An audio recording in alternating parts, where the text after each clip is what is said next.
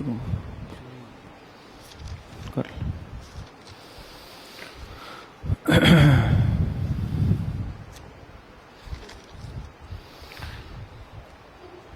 اعوذ باللہ من الشیطان الرجیم بسم اللہ الرحمن الرحیم۔ سورۃ الاعراف سے متعلق جیسے آپ حضرات سے کل عرض کیا گیا کہ انشاءاللہ وقفے کے بعد سورۃ الاعراف سے تفسیر پڑھائی جائے گی، تو سب سے پہلے سورہ اعراف کا خلاصہ اور سورہ اعراف کی سورۃ الانعام سے ربط، اس سے جو ماقبل سورت ہے وہ سورۃ الانعام ہے۔ تو ہر صورت میں یہی ترتیب ہوگی کہ جب سورت شروع ہوگی تو دو باتیں عرض کی جائیں گی، ایک بات اس صورت کی ماقبل والی صورت سے ربط اور دوسری بات اس صورت کا خلاصہ۔ یہ دو باتیں انشاءاللہ عرض کی جائیں گی۔ تو دیکھیں سورہ اعراف کا ربط سورہ انعام سے، اس میں دو باتیں ہیں۔ نمبر ایک، سورہ انعام میں شرک کی تردید دلائل عقلیہ کے ساتھ تھی، تو اب سورہ اعراف میں دلائل نقلیہ ہوں گے۔ ربط سمجھ میں آیا؟ سورہ انعام میں شرک کی تردید تھی دلائل عقلیہ کے ساتھ، اور سورہ اعراف میں شرک کی تردید ہوں گی دلائل نقلیہ کے ساتھ۔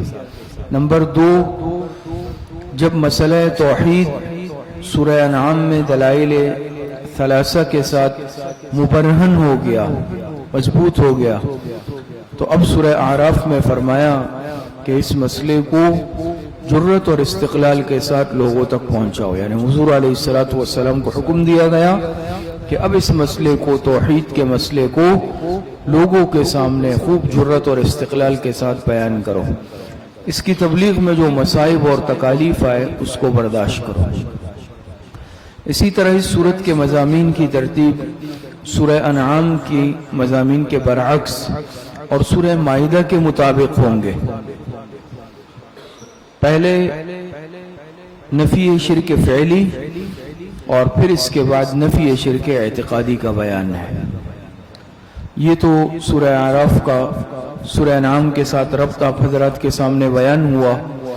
اس کے بعد سورہ اعراف کا خلاصہ۔ اس صورت میں تین دعوے ہیں۔ نمبر ایک، پہلا دعویٰ یہ کہ مسئلہ توحید کی جرت و استقلال سے تبلیغ کرو اور اس راہ میں جو تکالیف آئے اس کو برداشت کرو۔ نمبر دو، دوسرا دعویٰ جو احکام اللہ تعالی نے نازل فرمائے ہیں ان کی پیروی کرو اور شیاطین کی پیروی میں اپنی طرف سے تحریمات اختراع نہ کرو، ایجاد نہ کرو۔ اور نمبر تیسرا دعویٰ یہ ہے کہ غیب دان، کارساز اور متصرف فی الامور صرف اللہ پاک کی ذات ہے۔ ان دعاوی کے بعد، دعاوی جمع دعویٰ کی، تو کتنے دعوے ہوئے؟ تین۔ ان دعاوی کے بعد 6 قصص بیان ہوں گے جن کا تعلق ان دعاوی سے علی سبیل لف نشر غیر مرتب ہوگا۔ آپ لف نشر مرتب اور غیر مرتب پڑھ چکے ہیں، تو ان قصوں کا تعلق ان دعووں کے ساتھ ہوگا لیکن ترتیب کے مطابق نہیں ہوگا، بلکہ لف نشر غیر مرتب کے طور پر ہوگا۔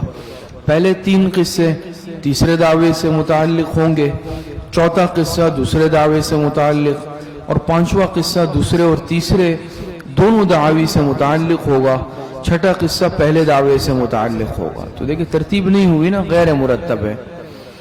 اس کے بعد جھوٹے گدی نشینوں کے باطل دعوے کی 4 وجوہ سے تردید، اور آخر میں تسلی رسول صلی اللہ علیہ وسلم، شکایات مشرکین اور آداب تبلیغ اور آداب قرآن، ان چیزوں کا بیان ہوگا۔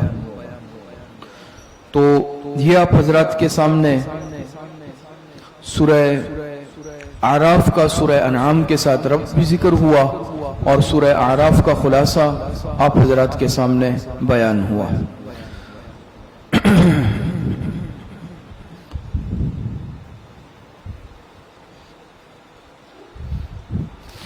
سورۃ الاعراف شروع کرتے ہیں۔ بسم اللہ الرحمن الرحیم۔ الف لام میم صاد کتاب انزل الیک فلا یکن فی صدرک حرج منہ لتنذر بہ وذکری للمؤمنین۔ یہاں سے سورہ اعراف کا آغاز ہو رہا ہے۔ سورہ اعراف یہ مکی صورت ہے اور اس میں 24 رکوع ہے۔ فرماتے ہیں الف لام میم صاد، یہ حروف مقطعات میں سے ہے، اللہ اعلم بمرادہ بذالک۔ اور یہ بھی فرمایا قیل المراد منہ الم نشرح لک صدرک۔ ایک قول اس میں یہ بھی ہے کہ اس سے مراد کیا ہے؟ اس سے مراد ہے الم نشرح لک صدرک۔ آگے فرماتے ہیں کتاب انزل الیک فلا یکن فی صدرک حرج منہ لتنذر بہ وذکری للمؤمنین۔ کتاب ای ھذا کتاب، سمجھ میں آ رہی؟ اس کا اس میں اشارہ کیا ہے؟ ای ھذا کتاب، یہ کتاب۔ انزل الیک دعوی نمبر 1، یہ دعوی نمبر 1 ہے، استقلال فی التبلیغ۔ پہلا دعوی استقلال فی التبلیغ۔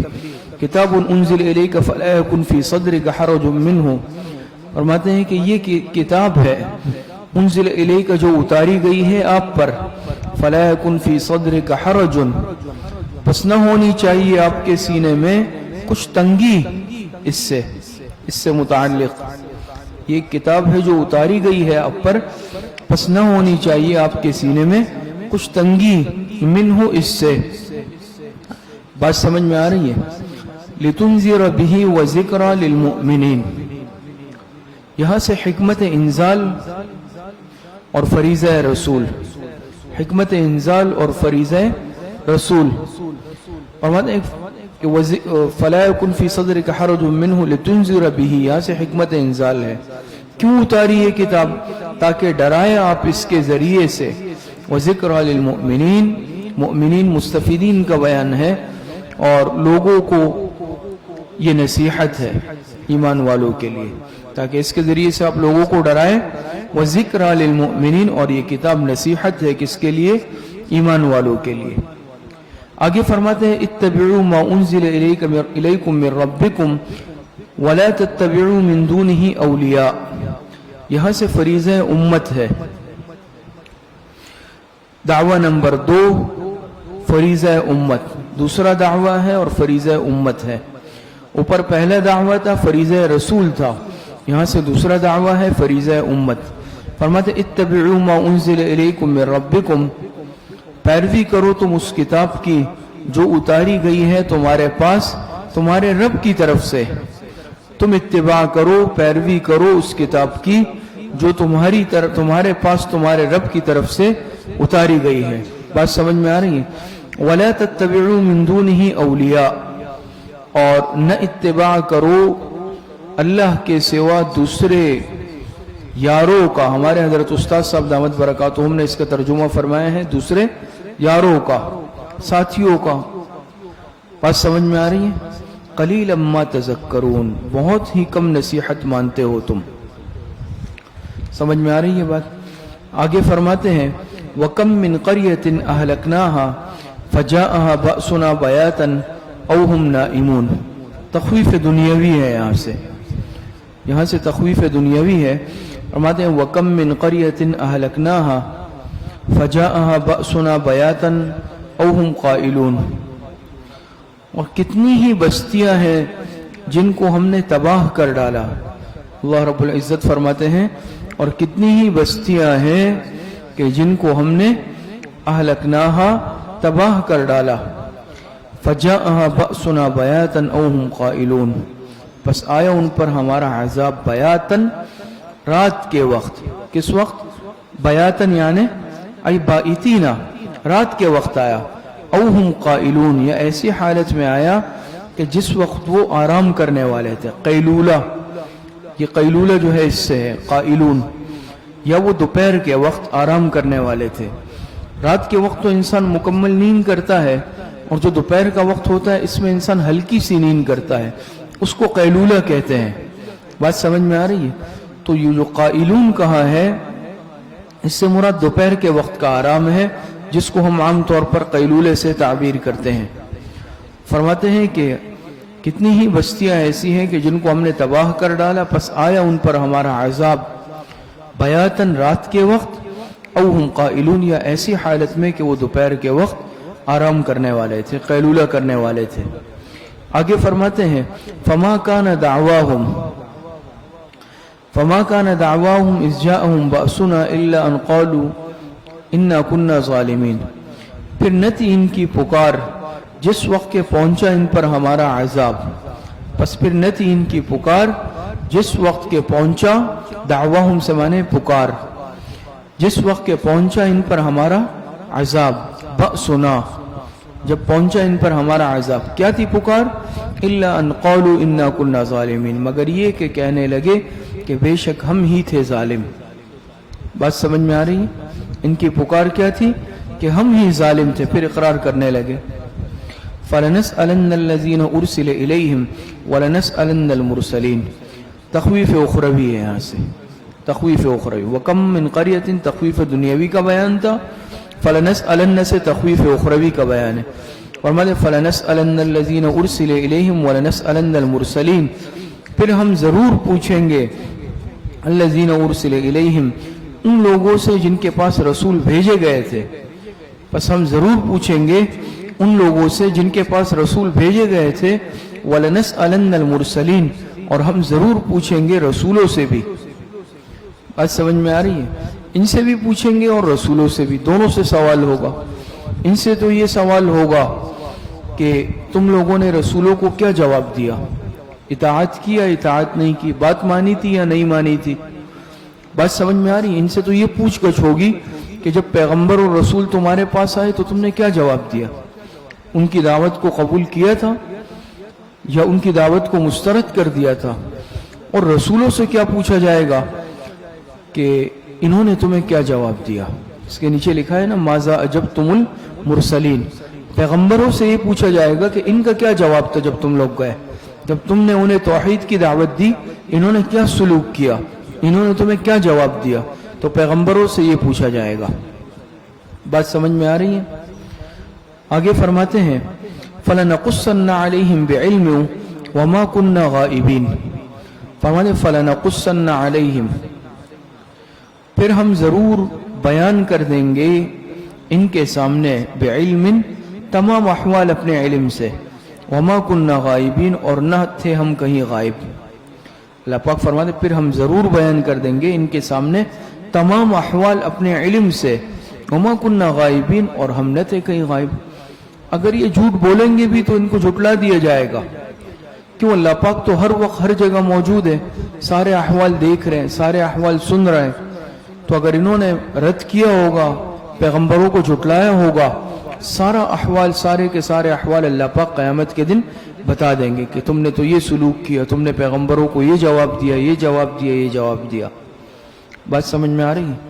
والوزن یومئذ الحق، یہاں سے فرماتے ہیں والوزن یومئذ الحق، یہ بھی تخویف اخروی ہے، اور وزن اعمال اس دن برحق ہے۔ وزن اعمال کیا ہے؟ فرماتے ہیں وزن اعمال اس دن برحق ہے۔ تو یہ آپ حضرات جانتے ہیں کہ قیامت کے دن اعمال تولے جائیں گے، اعمال کا وزن ہوگا۔ جیسے آپ حضرات سنتے ہیں، بخاری شریف کی بھی روایت ہے، اور خاص طور پر جو آخری حدیث کا درس آپ حضرات سنتے ہیں، اس میں وزن اعمال سے متعلق ہی تفصیلات اور ابحاث بیان کی جاتی ہے نا، وَنَزَعُ الْمَوَازِينَ الْقِسْطَ، اور پھر ساری تفصیلات ہیں۔ بس اس میں اتنا سمجھ لیں کہ قیامت کے دن اللہ پاک اعمال کو تولیں گے، کس طرح وزن ہوگا اس میں مختلف اقوال ہے، اس میں تفصیلات ہے، صحیح علم اللہ پاک کی ذات کو ہے۔ بعض حضرات کہتے ہیں کہ انسان کے اعمال کا وزن بقدر اخلاص ہوتا ہے، جو اعمال ہم کرتے ہیں نا وہ تو سب لکھے جا رہے ہیں نا، بات سمجھ میں آ رہی ہے، لیکن بعض لوگوں کے اعمال وزنی ہے، بعض لوگوں کے اعمال ہلکے ہیں۔ دو آدمیوں نے ایک ہی جیسا عمل کیا، ایک ہی کام کیا، مثال کے طور پر نماز پڑھی، روزہ رکھا، صدقہ دیا، لیکن ایک کا وہ عمل بہت وزنی ہوا، اللہ پاک کے پاس وزنی ہے، دوسرے کا ہلکا ہے۔ کیوں؟ کسی نے خدا نہ خواستہ وہ عمل کیا لیکن ریاکاری کے لیے کیا، دکھلاوے کے لیے کیا، مال کے لیے کیا، مفادات کے لیے کیا، شہرت کے لیے کیا، بات سمجھ میں آ رہی ہے، یا کسی سے مقابلے کے لیے کیا، دوسرے شخص نے بھی وہ عمل کیا لیکن صرف خالص اللہ کی رضا کے لیے کیا، ایک کا عمل بہت وزنی ہے، دوسرے کا عمل بہت ہلکا لکھا گیا، تو فی نفسی ہی جو اعمال ہے دل کی کیفیت اور اخلاص، عدم اخلاص کے مطابق ہی وہ اعمال ہی کیا ہے، شروع سے ہی جو لکھے جا رہے ہیں، بعض کے وزنی ہیں اور بعض کے ہلکے ہیں۔ اس اعتبار سے وزن ہوگا کہ جو اعمال آئیں گے بعض کے وزنی ہوں گے، جن کا اخلاص کے ساتھ عمل ہوگا ان کا وہ عمل ہی وزنی ہوگا، اور جو خدا نخواستہ اخلاص سے خالی ہوگا وہ عمل بالکل ہلکا، اس کا کوئی وزن ہی نہیں ہوگا، تو وہ ناکام ہو جائیں گے۔ اسی طریقے سے یہ بھی کہا جاتا ہے کہ یہ اعمال جس کاغذ میں لکھے جاتے ہیں وہ باقاعدہ وہ کاغذ جو ہے وہ تولے جائیں گے، وہ اوراق تولے جائیں گے اور ان کا وزن کیا جائے گا۔ نیک اعمال زیادہ نکلیں گے تو کامیاب ہے، خدا نخواستہ اگر برے اعمال زیادہ نکلے تو یہ شخص کیا ہو جائے گا، یہ ناکام ہو جائے گا۔ کچھ بات سمجھ میں آتی ہے نہیں آتی ہے؟ بعض کہتے ہیں کہ اس طرح ہوگا۔ اسی طریقے سے وزن اعمال، بعض حضرات کہتے ہیں کہ اعمال یہ تو اعراض میں سے ہے، عرض ہے نا، اس کا کوئی وجود تو نہیں ہے، جسم والی چیز تو نہیں ہے، بات سمجھ میں آ رہی ہے؟ اسی لیے علماء نے لکھا ہے کہ یہ اعمال ہے تو اعراض میں سے، لیکن قیامت کے دن اس کو مجسم بنا دیا جائے گا، مجسد کر دیا جائے گا، اور ان اعمال کو باقاعدہ ایک شکل دے دی جائے گی اور اس کو تولا جائے گا۔ اب انسان کوئی عمل کرتا ہے، عمل کی کوئی شکل ہمارے سامنے تو نہیں ہے نا، آپ نے کر لیا وہ ختم ہو گیا، آپ نے کوئی نیکی کی بات کی اب وہ کہاں ہے، وہ ختم ہو گئی، آپ نے نماز پڑھی تھی اب کہاں ہے، اس کا کوئی جسم تو نہیں ہے، یہ تو اعراض کے قبیل میں سے ہے، بات سمجھ میں آ رہی ہے؟ لیکن قیامت کے دن انہی اعراض کو، انہی اعمال کو جو اعراض کی شکل میں ہوں گے، اللہ پاک ان کو باقاعدہ ایک جسم کی صورت دے دیں گے اور باقاعدہ اس کی صورتیں ہوں گی اور اس طرح ان کا وزن کیا جائے گا۔ یہ بات بھی سمجھ میں آ گئی؟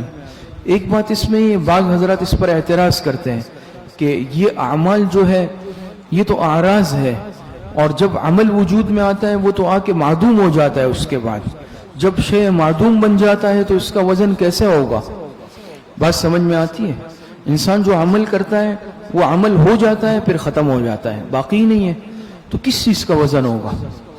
جتنے بھی مثال کے طور پہ نیک اعمال ہے، برے اعمال ہیں، انسان جب اس عمل کو کر لیتا ہے وہ ہو جاتا ہے، اور ہونے کے بعد پھر اس کا وجود باقی نہیں رہتا، جب نہیں رہتا تو کس چیز کا وزن ہوگا؟ بات سمجھ میں آتی ہے؟ تو یہ تو بالکل ایک سطحی سا اشکال ہے، اعتراض ہے، اس کو موجودہ زمانے میں تو کم از کم سمجھنا بہت ہی آسان ہے۔ بات سمجھ میں آ رہی ہے کہ دیکھیں اللہ پاک کے ہاں تو ہر چیز محفوظ ہو رہی ہے، بات سمجھ میں؟ اللہ پاک کے لیے سب سے پہلی بات تو یہ کوئی چیز مشکل نہیں ہے، دوسرا اگر عقلاً بھی اس چیز کو سمجھنا ہے تو یہ بہت آسان ہے آج کل کے اعتبار سے، آج کل ہر چیز کا وزن ہوتا ہے، ترقی یافتہ زمانہ ہے، مشینوں کا دور ہے، ٹیکنالوجی کا دور ہے، ہر چیز کو ناپا جاتا ہے، ایسا ہے نہیں ہے؟ جسم کی حرارت کو ناپتے ہیں، بھئی آپ کو 102 بخار ہے، 101 بخار ہے، آپ کو اتنا بخار ہے، پتہ کیسے چلا؟ بخار کوئی یعنی جسم والی چیز ہے، نظر آتا ہے، کیسے ناپا؟ اس کے لیے آلات بنے ہوئے ہیں، اس کو جسم کے ساتھ لگاتے ہیں، منہ کے اندر رکھتے ہیں، فوراً پتہ چلتا ہے کہ جسمانی حرارت کیا ہے ایسا ہے نہیں ہے؟ جو انسان کے جسم میں خون ہے، بلڈ پریشر جس کو ہم کہتے ہیں، اس کو باقاعدہ ناپا جاتا ہے، آلہ لگایا جاتا ہے کہ بھئی آپ کا بلڈ پریشر جو ہے اوپر کا اتنا ہے، نیچے کا اتنا ہے، آپ کا بلڈ پریشر ہائی ہے، آپ کا لو ہے، آپ کا معتدل ہے، ایسا ہے یا نہیں؟ اب خون کی رفتار کیسے ناپی گئی؟ اس کے لیے مشینیں ہیں، آلات، ہم سب اس کو مانتے ہیں۔ ہمارے خون میں جو ہے شوگر کی جو مقدار ہے اس کو جو ہے شوگر کے ٹیسٹ نہیں ہوتے، اس کے لیے مشینیں آئی ہیں، اور اب تو ہر گھر میں ہر ایک کے پاس ہے، کوئی لیبارٹری جانے کی بھی شاید ضرورت نہیں ہے خون نکالنے کی، بس ذرا سا سوئی لگاتے ہیں، اس کو اسٹپ کے اوپر لگاتے ہیں، وہ مشین بھی کو چیک بتا دیتی ہے آپ کا شوگر لو ہے، ہائی ہے، اتنا ہے۔ بات سمجھ میں آ رہی ہے نہیں آ رہی ہے؟ رینڈم میں اتنا ہے اور خالی پیٹ اتنا ہے، بھرے ہوئے پیٹ اتنا ہے، فلاں فلاں۔ خون میں شوگر کی مقدار ناپی جا رہی ہے، بلڈ پریشر جو خون کی رفتار ہے اس کو ناپا جا رہا ہے، بخار کو ناپا جا رہا ہے، ہوا کی رفتار ناپی جاتی ہے، ہوا اتنے رفتار سے چل رہی ہے، بارش اتنے ملی لیٹر ہوئی ہے، ہوا میں نمی کا تناسب ناپا جاتا ہے، یہ سب ہے یا نہیں ہے؟ ہر چیز ناپی جا رہی ہے۔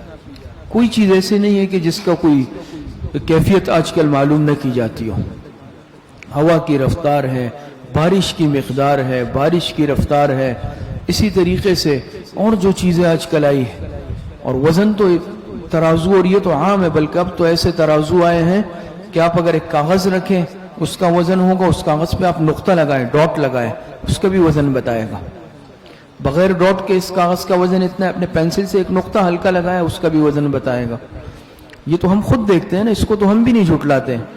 جب ان مشینوں کو، یہ عارضی مشینیں آئی ہے، ہم کہتے ہیں کہ یہ صحیح کہہ رہی ہے، تو ان مشینوں کو جو ایجاد کرنے والا ہے، اس آدمی کو تخلیق کرنے والی ذات کون سی ہے؟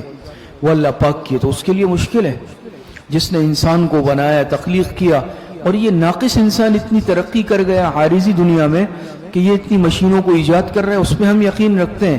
لیکن جو اس انسان کا موجد ہے، خالق ہے، جس نے اس انسان کو عقل سے نوازا، عقل دی، سمجھ دی، شعور دیا، اس پہ ہم یقین نہیں کریں گے کہ وہ اس چیزوں کو ناپ سکتا ہے قیامت کے دن. اللہ پاک کے لیے کیا مشکل ہے؟ بہت آسان ہے. ہر چیز جو ہے آج کل تو ترقی کا زمانہ ہے، اس پر کیا ہم یعنی وہ کر سکتے ہیں بات. اب زیادہ تفصیل کی میرے خیال میں ضرورت بھی نہیں ہے. بات سمجھ میں آ رہی ہے؟ دوسرا، اگر ہم یہ کہتے ہیں کہ وہ چیز معدوم ہو گئی، لیکن اللہ پاک کے ہاں سب محفوظ ہے. مثال کے طور پہ ایک ٹیپ ریکارڈر، جیسے ریکارڈر لگے ہوئے ہیں یہاں پر، یہ دیکھیں آپ، یہ ریکارڈر ہے، یہ دوسرا ریکارڈر ہے، یہ موبائل میں ہے، یہ سارا چل رہا ہے. ابھی میں نے بات کی یا پڑھا رہا ہوں تو بس خاموش ہو گیا، ختم ہو گئی نا. لیکن آپ دیکھیں تو ریکارڈر میں سب محفوظ ہے. سمجھ میں؟ ٹیپ ریکارڈ ہے، کیسٹ میں ریکارڈ، آج کل ریکارڈر ترقی ہو گئی، ریکارڈر آ گئے، بہت ساری چیزیں. اس میں آپ سالوں بعد بھی دیکھ لیں، ایک ایک لفظ، ایک ایک حرف کیا ہوتا ہے؟ محفوظ ہوتا ہے یا نہیں؟ حالانکہ یہ ہماری جو باتیں ہیں یہ بھی اعراض ہے اور یہ بھی معدوم ہو جاتی ہے، لیکن ایک چیز میں آپ نے اہتمام کی حفاظت کا تو وہ محفوظ رہ گئی. اسی طریقے سے ہم دنیا میں جھوٹ بولیں، سچ بولیں، اچھی بات کریں، غلط بات کریں، نیکی کے کام کریں، برے کام کریں، سب کے سب اللہ پاک کیا محفوظ ہو رہے ہیں. بات سمجھ میں آ رہی ہے؟ تو یہ اللہ پاک کے لیے کیا مشکل ہے. تو فرمایا والوزن یومئذ الحق. ہاں البتہ یہ ترازو اب کیسے ہوگا، اس کی کیفیت کیا ہوگی، یہ اللہ پاک جانتے ہیں.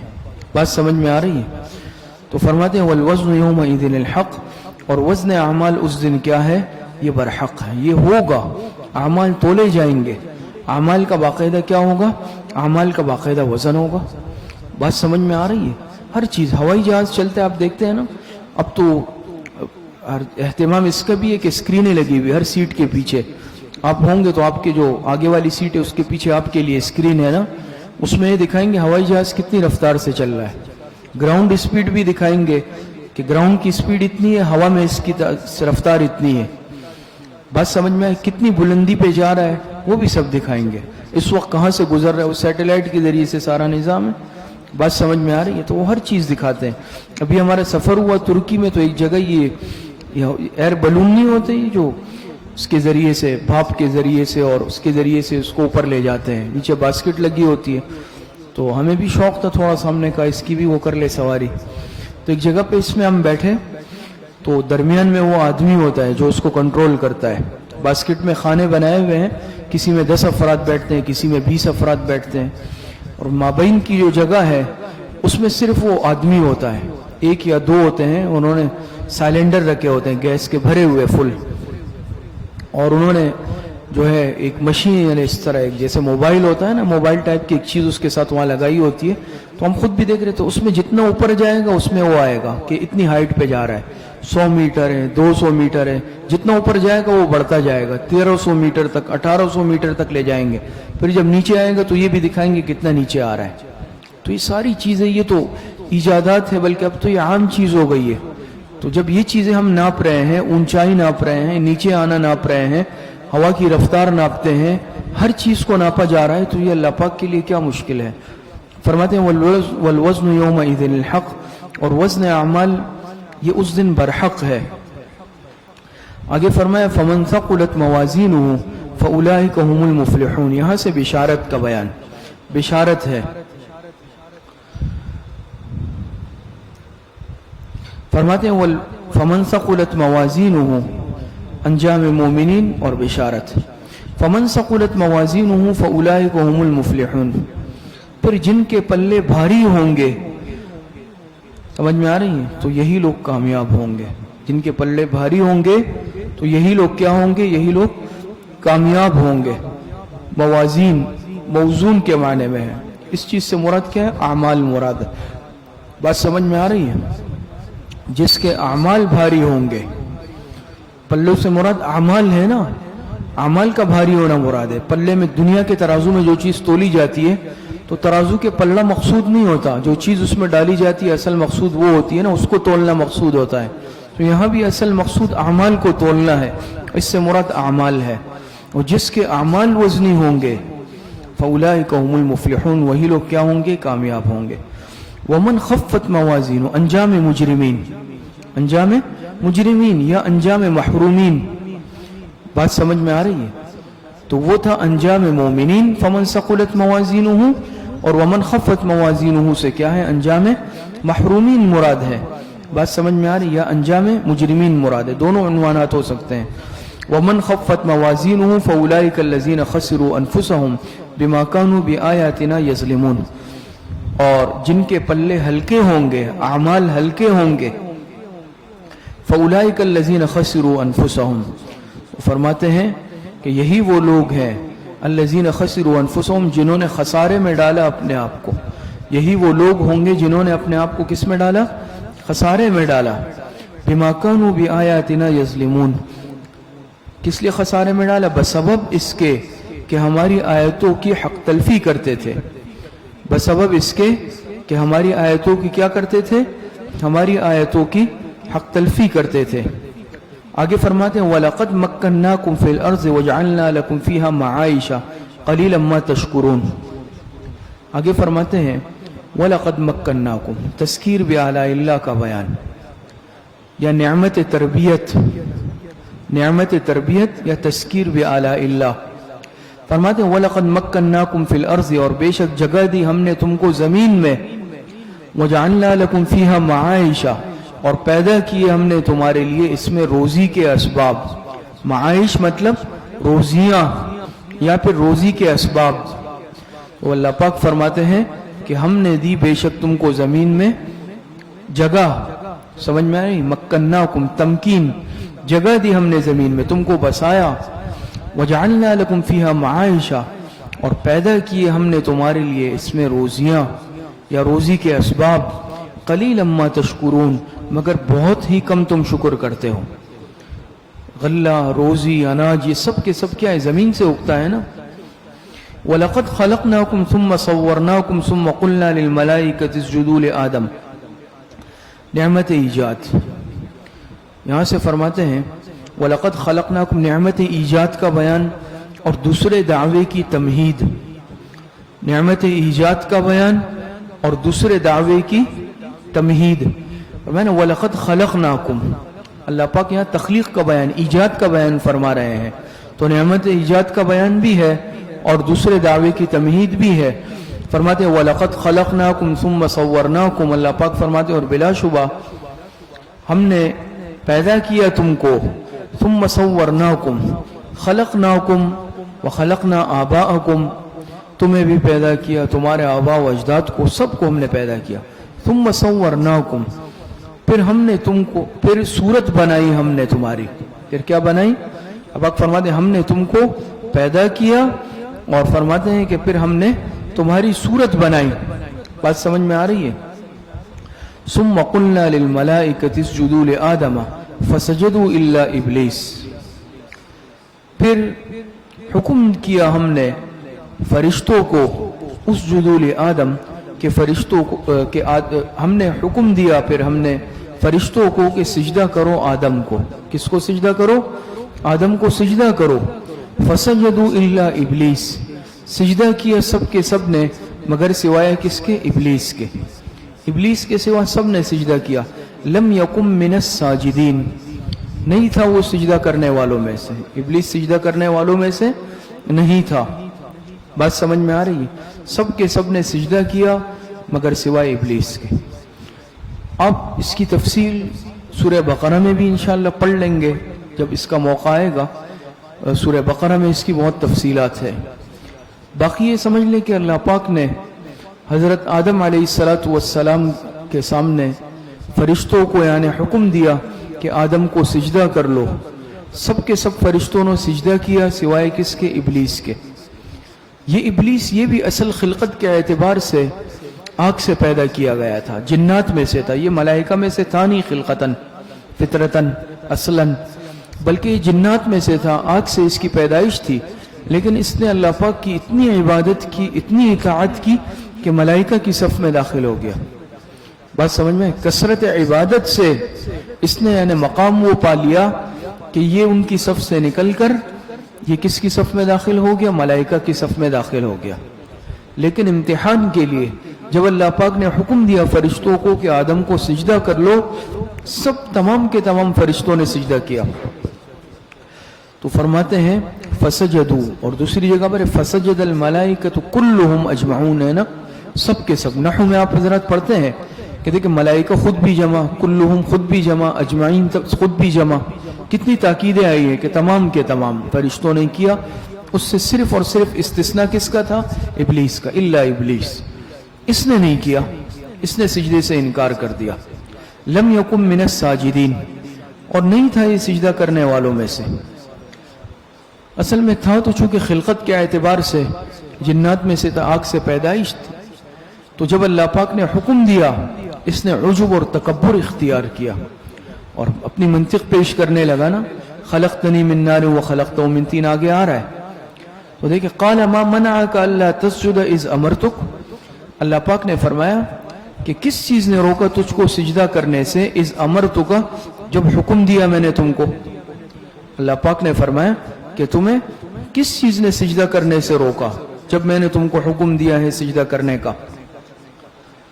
قال انا خیر منہ، اس نے جواب دیا کہ میں بہتر ہوں اس سے، انا خیر منہ، میں کیا ہوں؟ میں آدم سے بہتر ہوں۔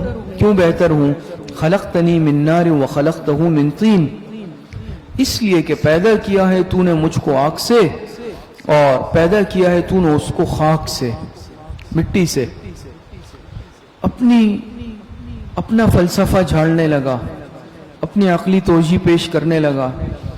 اسی لیے علماء نے لکھا ہے نا کہ شیطان تھا بڑا عابد بھی تھا، عارف بھی تھا، عالم بھی تھا، لیکن عاشق نہیں تھا، عاشق نہیں تھا اللہ پاک کا۔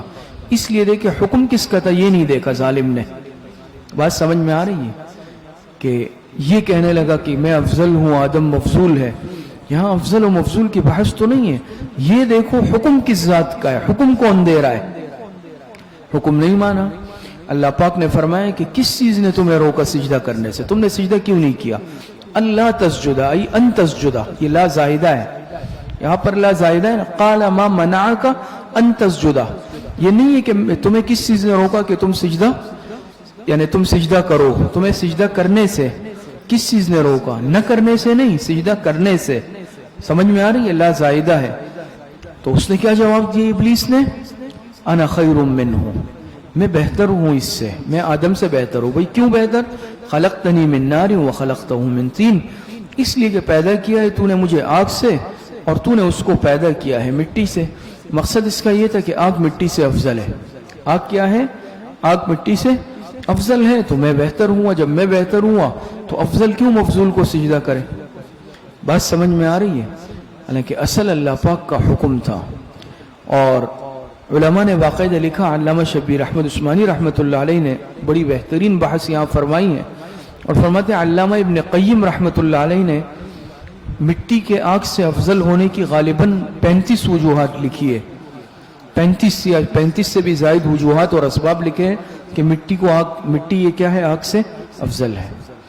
علماء نے باقاعدہ اس پر تفصیلات لکھی، اور علامہ عثمانی رحمۃ اللہ علیہ فرماتے ہیں کہ آگ یہ ایسی چیز ہے کہ اس آگ کے اندر کیا ہے؟ اس کے اندر تیزی ہے، اس کے اندر غضب ہے، اس کے اندر جلانے کی صفت ہے، اس کے اندر افساد کا مادہ ہے، اس کے اندر کبر ہے۔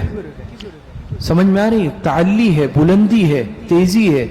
اس کے برعکس مٹی کی خلقت میں ہی عاجزی ہے، تواضع ہے، نرمی ہے، شفقت ہے۔ تو جو چیز انسان کی فطرت میں اور خلقت میں شامل ہوتی ہے نا وہ اثر کرتی ہے۔ تو یہ پیدا تھا، بنایا گیا تھا آگ سے، اس چیز نے اپنا اثر دکھانا، یہ اپنے اصل کی طرف لوٹا، حالانکہ اتنی عبادت کی تھی کہ کوئی چپا خالی نہیں تھا اس کے سجدہ کرنے سے، اتنی عبادت شیطان نے کی تھی، ابلیس نے، اسی لیے تو ملائکہ کی صف میں داخل ہو گیا تھا نا۔ لیکن جب ایسا موقع آیا، اب اپنے نفس کیا ہے، اس کے نفس نے اس کو ورغلایا، اب انکار کیے سجدہ کرنے سے اور اپنی اصل کی طرف لوٹ گیا۔ اس آگ نے اپنا کام دکھانا شروع کیا نا، عجب آیا، تکبر آیا، اس میں تیزی آئی، اللہ پاک کو دلائل دینے لگا، مقابلے کی کوشش کرنے کی ٹھان لی، جب ٹھان لی تو اللہ پاک نے ذلیل اور رسوا کر دیا، ہمیشہ کے لیے راندہ درگاہ کر دیا۔ دوسری طرف حضرت آدم علیہ السلام دیکھیں ان سے لغزش ہوئی، آگے بیان آئے گا، لیکن تخلیق خلقت مٹی سے تھی، عاجزی تھی، تواضع تھی، نرمی تھی، تو فوراً کیا، ربنا ظلمنا انفسنا وان لم تغفر لنا وترحمنا لنکونن من الخاسرین، اڑے نہیں اپنی غلطی پہ، فوراً جو ہے سجدہ ریز ہو گئے اور گڑ گڑا کر اللہ پاک سے توبہ کرنے لگے۔ تو آگ کیا ہے، علماء نے لکھا ہے کہ مٹی آگ سے افضل ہے، اس کی یہ منطق بھی صحیح نہیں تھی، اور اصل بات تو یہ ہے کہ بھئی حکم ہی اللہ پاک کا تھا، اس میں تھوڑی کوئی دلائل دینے ہیں یا جو ہے اپنا فلسفہ جھاڑنا ہے۔ تو چونکہ اس نے بدبختی دکھائی، اللہ پاک نے ہمیشہ کے لیے کیا کر دیا، ہمیشہ کے لیے ذلیل کر دیا۔ اچھا، شیخ سعدی رحمۃ اللہ علیہ فرماتے ہیں نا، مشہور شعر ہے، کیا ہے، نہیں یہ تو الگ ہے، تکبر آزازی لرا خوار کرد بزندان لعنت گرفتار کرد، اور دوسرا فرماتے ہیں نا، شد عزیز آدم چو استغفار کرد خوار شد شیطان چو استکبار کرد، شد عزیز آدم چو استغفار کرد، اللہ پاک نے آدم علیہ السلام کو عزت عطا فرمائی، کیوں انہوں نے استغفار کیا، توبہ کی، عاجزی کی، خوار شد شیطان چو استکبار کرد، شیطان کیوں ذلیل ہوا، تکبر کیا۔ تو یہ عاجزی، اپنی غلطی کا اقرار کرنا، یہ انسان کو عزت عطا کر دیتا ہے، تکبر کرنا، غلطی پر اڑ جانا، غلطی پر ڈٹ جانا، یہ انسان کو ذلیل اور رسوا کر دیتا ہے۔ بات سمجھ میں آ رہی؟ آج بھی دنیا میں جو انسان اپنی غلطی پر ڈٹتا ہے تو گویا کہ یہ شیطانی کام ہے، یہ ابلیسی کام ہے، اور جو اپنی غلطی کو مانتا ہے، عاجزی دکھاتا ہے، اطاعت کرتا ہے، تو یہ یاد رکھیں یہ ربانی صفت ہے، اللہ پاک کی صفت ہے۔ آگے فرماتے ہیں، قال فاهبط منها فما يكون لك ان تتكبر فيها فاخرج انك من الصاغرين۔ اللہ پاک نے فرمایا قال فاهبط منها، تجویز اخراج، یہاں سے تجویز اخراج ہے، اور احباط الجنہ ہے۔ اب کیا ہوا، شیطان کو جنت سے نکال دیا گیا، اللہ پاک نے فرمایا فاہبط منہا، نیچے اترو یہاں سے، جنت سے، آسمان سے، منہا یا تو جنت مراد ہے یا آسمان مراد ہے، یہاں سے نیچے اترو، فما یکون لک ان تتکبر فیہا، پس نہیں لائق تمہارے لیے یہ کہ تو تکبر کرے، سمجھ میں آ رہی ہے، یہاں پر رہ کر تمہارے لیے یہ لائق نہیں ہے کہ یہاں رہ کر تو تکبر کرے، فخرج انک من الصاغرین، نکل جائے یہاں سے، تو ذلیلوں میں سے ہے۔ کس میں سے ہے؟ ذلیلوں میں سے ہے۔ علماء نے لکھا ہے، اسی لیے مفسرین نے، کہ آسمان دنیا یا جنت یہ تکبر کی جگہ نہیں ہے، یہاں متکبر انسان، نافرمان انسان کے لیے کوئی گنجائش نہیں ہے۔ اسی لیے جب شیطان نے اپنی جو ہے جبلت بدل لی، سمجھ میں آ رہی ہے، نافرمانی پر اتر آیا، تو اللہ پاک نے آسمانوں سے اور جنت سے اس کو کیا کر دیا، نکال دیا۔ قال انظرنی الی یوم یبعثون، ابلیس نے کیا مانگی؟ ابلیس نے مہلت مانگی، کہا انظرنی الی یوم یبعثون، ابلیس نے کہا کہ مہلت دے مجھ کو اس دن تک کہ لوگ قبروں سے اٹھائے جائیں گے۔ تو مجھے اللہ پاک سے درخواست کی کہ انظرنی، مجھے مہلت دیجئے، الی یوم یبعثون، کب تک؟ لوگوں کے قبروں سے اٹھائے جانے تک، اس سے مراد قیامت ہے۔ تو اس نے مہلت مانگی، اللہ پاک نے فرمایا انک من المنظرین، بے شک تو مہلت دیے ہوئے میں سے۔ اللہ پاک نے درخواست قبول فرما لی اور اللہ پاک نے اس کو مہلت دے دی۔ سمجھ میں؟ الی یوم یبعثون سے مراد نفخہ ثانیہ تک۔ کب تک؟ نفخہ ثانیہ۔ کیوں نفخہ ثانیہ کی قید لگائی؟ اور ترجمہ ہم نے کیا کیا؟ کب تک مہلت ہے؟ جی، جب قبروں سے اٹھائے، پہلے نفخے پر، پہلے سور پر تو کیا ہوگا؟ لوگ مر جائیں گے، اور دوسرے نفخے پر لوگ قبروں سے اٹھ جائیں گے. تو جو مہلت شیطان کو دی گئی ہے یہ نفخہ ثانیہ تک دی گئی ہے، قبروں سے اٹھائے جانے تک دی گئی ہے. بات سمجھ میں آ رہی ہے؟ اللہ پاک نے مہلت دے دی. قال فبما اغويتني لاقعدن لهم صراطك المستقيم. تو شیطان نے کیا کہا؟ قال فبما اغويتني، بولا بسبب اس کے کہ گمراہ کیا ہے، اغويتني، تو نے مجھے، لاقعدن لهم صراطك المستقيم، میں بھی ضرور بیٹھوں گا ان کی طاق میں تیری سیدھی راہ پر. سمجھ میں آ رہی ہے؟ تو لاقعدن یعنی ایک قسمیہ ہے کہ میں ضرور بے ضرور بیٹھوں گا. شیطان نے کہا کہ تو نے مجھے گمراہ کیا ہے، بسبب اس کے کہ تو نے مجھے گمراہ کیا ہے، تو لاقعدن لهم، تو میں بھی ضرور بیٹھوں گا. سمجھ میں آ رہی ہے؟ ان کی طاق میں، یعنی آپ کے مخلوق کی طاق میں، صراطک المستقیم، تیری سیدھی راہ پر. جو سیدھے راہ پر چلیں گے میں ان کو سیدھے راہ سے ہٹاؤں گا، میں ان کو سیدھے راستے سے ہٹانے کی کوشش کروں گا، میں گناہوں میں مبتلا کرنے کی کوشش کروں گا، غلط کاموں پر لوگوں کو آمادہ کروں گا. تو اللہ پاک نے دیکھے مہلت دی ہوئی ہے. حدیث میں بھی آتا ہے نا، آپ علیہ السلام نے فرمایا ان شیطان یجری من الانسان مجرى الدم، شیطان یہ انسان کے جسم میں ایسے گردش کرتا ہے جسے خون دوڑتا ہے. تو مہلت دیکھے اللہ پاک نے دے دی ہے، اور یہ انسان اور شیطان کا معرکہ یہ موت تک چلنا ہے. بات سمجھ میں آ رہی ہے؟ یہ اللہ پاک کا نظام ہے، اس میں بھی اللہ پاک کی حکمتیں ہیں. آگے انشاءاللہ اس پر بات آ جائے گی کہ دنیا میں اللہ پاک نے دیکھے انسان کو نہ بالکلیہ مختار بنایا، نہ بالکلیہ مجبور بنایا. کسی درجے میں اختیارات بھی ہے، کسی بعض معاملات میں انسان مجبور بھی ہے. بات سمجھ میں آ رہی ہے؟ تو یہ دنیا دارالامتحان ہے، یہاں اللہ پاک نے آزمائش کے لیے بھیجا ہے. بات سمجھ میں آئے؟ حدیث میں ہے نا، الدنیا مزرعۃ الآخرہ، یہ آخرت کی کیا ہے؟ کھیتی ہے. اب اللہ پاک دیکھنا چاہتے ہیں کون سیدھے راستے پر چل کر آخرت کے انعامات کا مستحق بنتا ہے اور کون نافرمانی اختیار کر کے جہنم کا مستحق بنتا ہے. اب یہ انسانوں کے اختیار میں ہے. بات سمجھ میں آ رہی ہے؟ لیکن شیطان نے دیکھے مہلت مانگی اور یہ گمراہ کرتا ہے. کہ علماء نے لکھا ہے کہ شیطان چاہے انسان پر کتنا ہی زور لگا لے، گمراہ کر لے، پوری زندگی گناہوں میں گزروا لے، لیکن اگر موت سے پہلے انسان سچے دل سے اللہ پاک سے توبہ کر لے، اللہ پاک معاف کر کے شیطان کی ساری محنت پر پانی پھیر دیتے ہیں. اللہ پاک اتنے مہربان بھی ہیں. شیطان تو کوشش کر رہا ہے، اللہ پاک نے فرمایا ٹھیک ہے تم کوشش کر لو، لیکن اگر میرا بندہ بھی سچے دل سے توبہ کرے گا تو میں اس کو بخش دوں گا اور تمہاری ساری محنت پر پانی پھیر دوں گا. تو شیطان لگا ہوا ہے انسان کے ساتھ. آگے فرمایا لیکن توبے کا دروازہ کھلا ہوا ہے. اللہ پاک نے توبے کا دروازہ رکھا ہے نا، التائب من الذنب کمن لا ذنب له.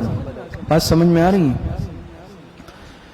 آگے فرمایا ثم لآتینہم من بین ایدیہم ومن خلفہم وعن ایمانہم وعن شمائلہم ولا تجد اکثرہم شاکرین. آگے فرمایا ثم لآتینہم، یہ کنایہ ہے سعی بلیغ سے. کنایہ ہے سعی بلیغ. سعی بلیغ جانتے ہیں؟ خوب کوشش کرنا. شیطان نے کہا کہ میں البتہ حملہ کروں گا ان پر، آپ کے مخلوق پر میں حملہ کروں گا، من بین ایدیہم ان کے آگے سے بھی، ومن خلفہم ان کے پیچھے سے بھی، وعن ایمانہم ان کے دائیں جانب سے بھی، وعن شمائلہم ان کے بائیں جانب سے بھی. یہ کنایہ ہے سعی بلیغ سے. کیا مطلب؟ کہ میں پوری کوشش کروں گا، ایڑی چھوٹی کا زور لگاؤں گا، چھوڑوں گا نہیں، ہر طرف سے آؤں گا.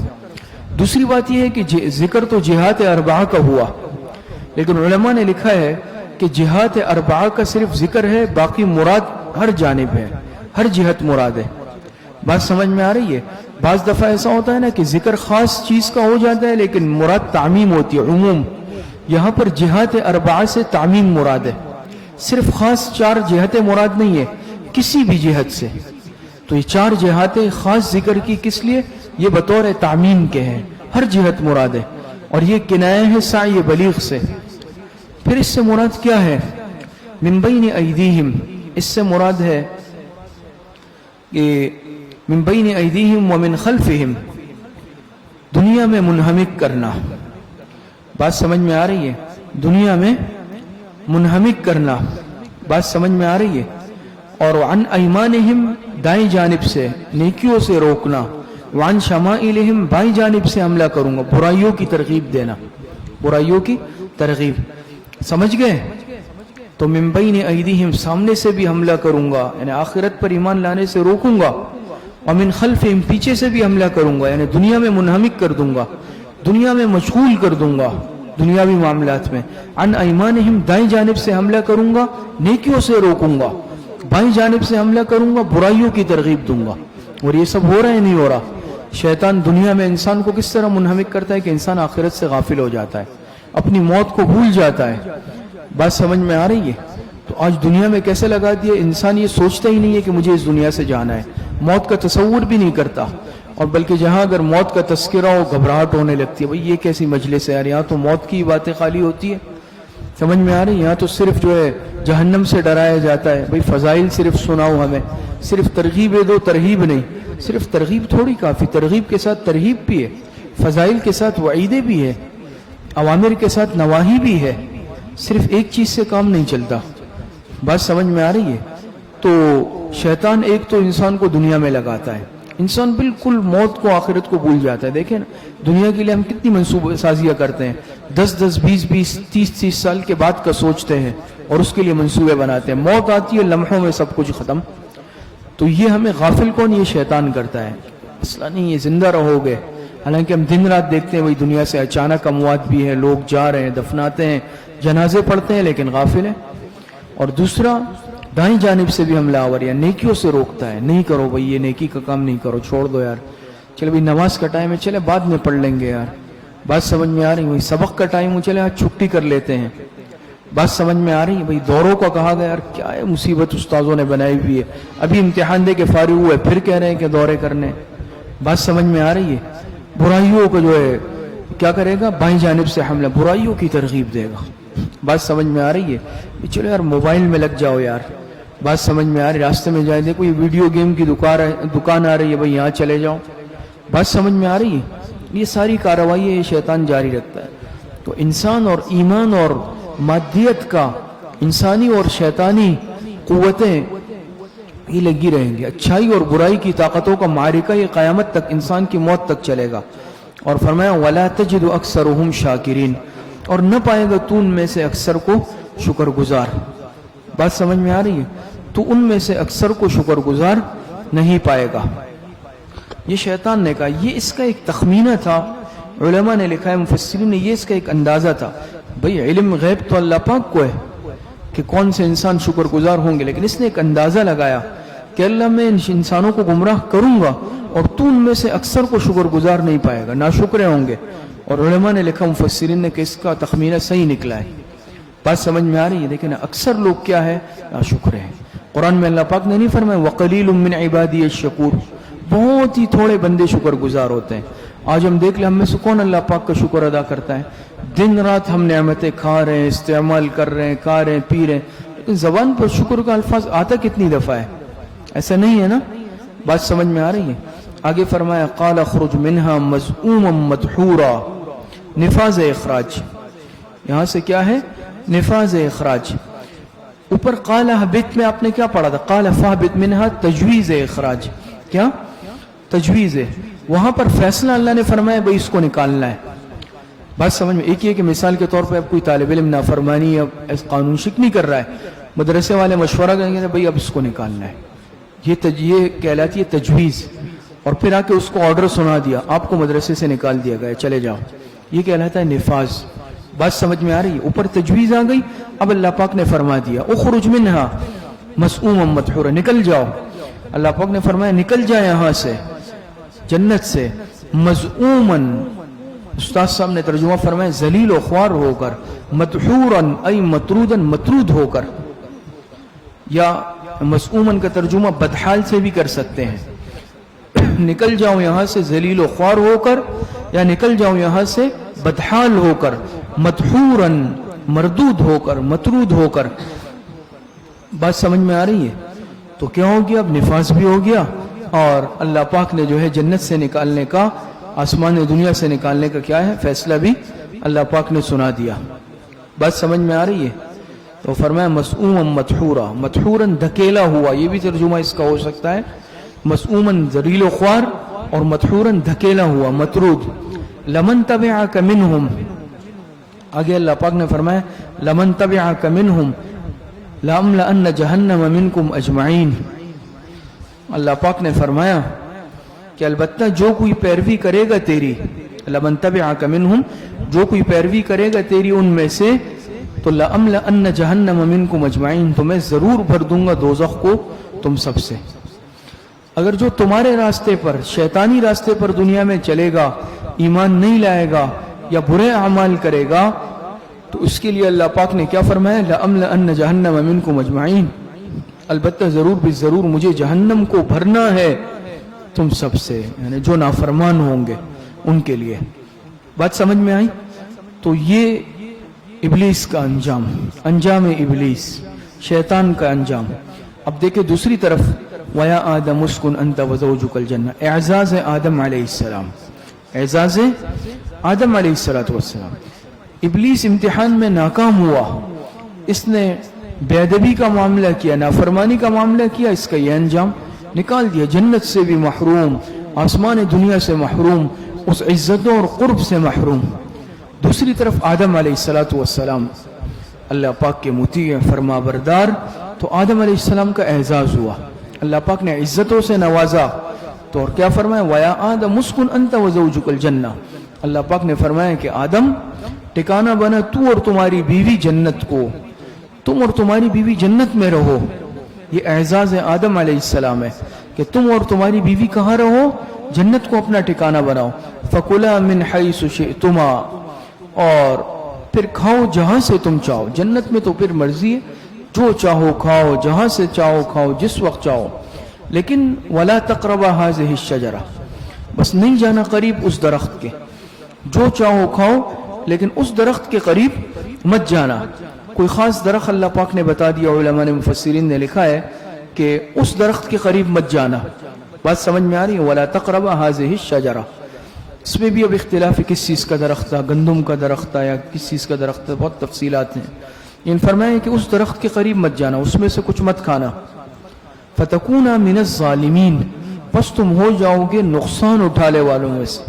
یہ اس کا بہت خوبصورت ترجمہ ہے، سمجھ میں آ رہی ہے؟ ظالم ترجمہ مت کریں کہ ہو جاؤ گے ظالموں میں سے، بلکہ ہو جاؤ گے نقصان اٹھانے والوں میں سے۔ اور ایک اور ترجمہ بھی حضرت استاد صاحب نے فرمایا، ہو جاؤ گے تم قصورواروں میں سے۔ کس میں سے؟ قصورواروں میں سے۔ محفوظ ترجمہ ہمیشہ کرنا چاہیے کہ تم ہو جاؤ گے نقصان اٹھانے والوں میں سے۔ یہ بات سمجھ میں؟ اب شیطان کو تو راندہ درگاہ کر دیا، نکال دیا اللہ پاک نے، لیکن اس نے بھی قسم کھائی تھی نا کہ میں بھی نہیں چھوڑوں گا اولاد آدم کو اور آدم علیہ السلام کو بھی۔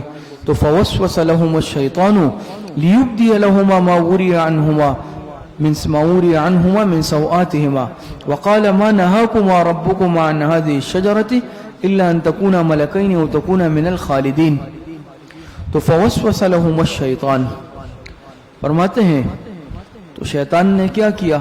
پھر وسوسہ ڈالا ان کے دل میں شیطان نے۔ سمجھ میں آ رہی ہے؟ لہما، ہما ضمیر لوٹ رہی ہے حضرت آدم اور حضرت حوا علیہ السلام کی طرف، کہ ان دونوں حضرت آدم اور حضرت حوا جو میاں بیوی تھے، ان کے دل میں شیطان نے وسوسہ ڈالا، خیال ڈالا، کیا؟ لیبدی لہما ما وری عنہما من سوآتہما۔ خیال کیوں ڈالا؟ یہ لام جو ہے برائے عاقبت کے لیے، انجام بتانے کے لیے ہے۔ مقصد کیا تھا اس وسوسہ ڈالنے کا؟ مقصد کیا تھا؟ ان کو نقصان پہنچانا، ان کو اس خلعت فاخرہ سے محروم کرنا، جنتی لباس سے محروم کرنا، جنت کے رہائش سے محروم کرنا مراد تھا۔ تو شیطان نے ان کے دل میں خیال ڈالا، لیبدی لہما، تاکہ ظاہر کر دے ان پر وہ چیز، ما وری عنہما من سوآتہما، جو پوشیدہ تھی ان کے نظروں میں سے، من سوآتہما، ان دونوں کی شرمگاہوں سے۔ تو شیطان نے کیا کہا کہ ما نہاکما ربکما عن هذه الشجرة الا ان تکونا ملکین او تکونا من الخالدین۔ شیطان کی نیتی فاسد تھی، ان کو اس جنتی لباس سے محروم کرنا چاہتے تھے۔ تو شیطان نے کیا کہا؟ ما نہاکما ربکما عن هذه الشجرة، نہیں روکا ہے تم کو تمہارے رب نے تم دونوں کو اس درخت سے، مگر کیوں؟ اس لیے روکا اللہ پاک نے کہ الا ان تکونا ملکین، کہ تم اس کا پل کھا کر کہیں فرشتے نہ بن جاؤ، تم دونوں کہیں فرشتے نہ بن جاؤ، فرشتوں کی صف میں نہ آ جاؤ، او تکونا من الخالدین، یا تم کہیں ہمیشہ رہنے والوں میں سے نہ ہو جاؤ، ہمیشہ ہمیشہ رہنے والوں میں سے نہ ہو جاؤ۔ بات سمجھ میں آ رہی ہے؟ اگر تم یہ کھا لو گے تو فرشتوں کی صف میں آ جاؤ گے، یا جب تم کھا لو گے تو ہمیشہ ہمیشہ رہو گے اور اس جنت میں رہو گے۔ تو اس لیے اللہ پاک نے منع کیا ہے، اگر تم کھا لو گے تو دیکھو پھر تم فرشتے بن جاؤ گے، تمہیں ملائکہ کا مقام مل جائے گا۔ بات سمجھ میں آ رہی ہے؟ اور تم اس جنت میں ہمیشہ ہمیشہ زندہ رہو گے، تو منع تمہیں اس لیے کیا ہے۔ بات سمجھ میں آ رہی ہے؟ وقاسمہما انی لکما لمن الناصحین، ایسا بدماش تھا۔ وقاسمہما، یہ مفاعلہ کا صیغہ ہے نا، قاسمہ یقاسم، مفاعلہ برائے مبالغہ کے لیے ہے، زوردار قسمیں کھانے لگا۔ سمجھ میں آ رہی ہے؟ وقاسمہما، اور قسم کھا کر ان سے کہنے لگا، کیا کہا؟ انی لکما لمن الناصحین، بھئی میں تمہارا خیر خواہ ہوں۔ کیا ہوں؟ قسمیں، زوردار قسمیں کھا کر کہنے لگا کہ میں تم دونوں کا کیا ہوں؟ میں تم دونوں کا خیر خواہ ہوں۔ زوردار قسمیں باب مفاعل سے ہے، قسمیں کھا کر کہنے لگا کہ میں تمہارا کیا ہوں؟ خیر خواہ ہوں۔ بات سمجھ میں آ رہی ہے؟ فدلاہما بغرور، فدلاہما بغرور تدلیہ سے ہے، بس نیچے لے آیا۔ بات سمجھ میں آ رہی ہے؟ بس نیچے لے آیا ان کو دھوکے سے، بغرور، دھوکے سے۔ کہاں سے؟ جنت سے، جنت سے اتروا دیا۔ بات سمجھ میں آ رہی ہے؟ جنت سے کیا کر دیا؟ اتروا دیا۔ فلما ذاق الشجرۃ، پس جب چکھا ان دونوں نے اس درخت کو جس سے اللہ پاک نے منع کیا تھا، یعنی ان کی باتوں میں آ گئے حضرت آدم اور حضرت حوا علیہ السلام، اور باتوں میں آ کر اس درخت کو چکھ لیا۔ اللہ نے منع کیا تھا قریب جانے سے بھی، جب چکھ لیا تو کیا ہوا؟ بدت لہما سوآتہما، بدت لہما سوآتہما، فرماتے ہیں کہ ظاہر ہو گئی ان دونوں پر ان کی شرمگاہیں۔ وطفقا یخصفان علیہما من ورق الجنہ، وطفقا یخصفان علیہما من ورق الجنہ، تو ظاہر ہو گئی ان پر ان دونوں کی شرمگاہیں، اور چپکانے لگے وہ اس پر جنت کے پتے، ورق، بہشت کے پتے اور ورق، چونکہ وہاں کے پتے بھی بڑے بڑے ہوں گے درختوں کے، تو وہ جو ہے جلدی جلدی اپنی شرمگاہوں پر چھپانے لگے۔ بات سمجھ میں آ رہی ہے؟ یہاں پر ایک بات تو یہ سمجھ لیں کہ دیکھیں شیطان نے ان کے سامنے قسمیں کھائی اور قسم کھا کر کہا میں تمہارا خیر خواہ ہوں، سمجھ میں آ رہی ہے؟ تمہاری بہتری چاہتا ہوں۔ حضرت آدم علیہ السلام کو جب اللہ پاک نے منع فرمایا، پھر حضرت آدم علیہ السلام نے کیوں ان کی بات مانی؟ بات سمجھ میں آ رہی ہے؟ ایک تو سیدھا سیدھا یہ کہ یہ بہرحال یہ بھی گویا کہ تکوینی طور پر ایک نظام تھا اور ایک تکوینی فیصلہ تھا۔ بات سمجھ میں آ رہی ہے کہ ان کو زمین پر آنا ہے اور پھر زمین میں ان کی ذریت کو پھیلانا ہے، یہ تو اپنی جگہ تکوینی معاملات اپنی جگہ ہوتے ہیں۔ بات سمجھ میں؟ کیونکہ جنت جو ہے یہ توالد اور تناسل اور اس کی جگہ نہیں ہے، یہ نظام دنیا میں ہی ہونا تھا۔ بات سمجھ میں آ رہی ہے؟ اسی لیے اور رحمان بابا مشہور شاعر گزرا ہے نا پشتو کا، تو وہ کہتے ہیں نا کہ جنت سے نو دو توالد و تناسل د غنم و دانہ بانش و د بابالا، کہتے ہیں نا وہ کہ یہ بہانہ بن گیا، جنت توالد اور تناسل کی جگہ نہیں تھی۔ بہرحال دوسری اس کی علماء نے اصل جو وجہ لکھی ہے مفسرین نے، فرماتے ہیں دیکھیں اللہ پاک کے جو اوامر و نواہی ہیں وہ دو طرح سے ہیں، ایک تشریعی ہوتے ہیں اور دوسرے شفقتاً ہوتے ہیں۔ بات سمجھ میں آ رہی ہے؟ بہت ساری جگہوں پہ ایسے ہیں اوامر و نواہی جو ہوتے ہیں، ایک کی حیثیت شریعت کی ہوتی ہے جس سے اللہ پاک منع کرتے ہیں کہ بھئی یہ کرنا یہ نہیں کرنا، یہ کرنا یہ نہیں کرنا۔ بعض امور ایسے ہوتے ہیں جو شفقتاً ہوتے ہیں، وہ قانون کی خلاف ورزی تو نہیں ہوتی لیکن اللہ پاک نے اس کام سے فائدے کے لیے منع کیا ہوتا ہے۔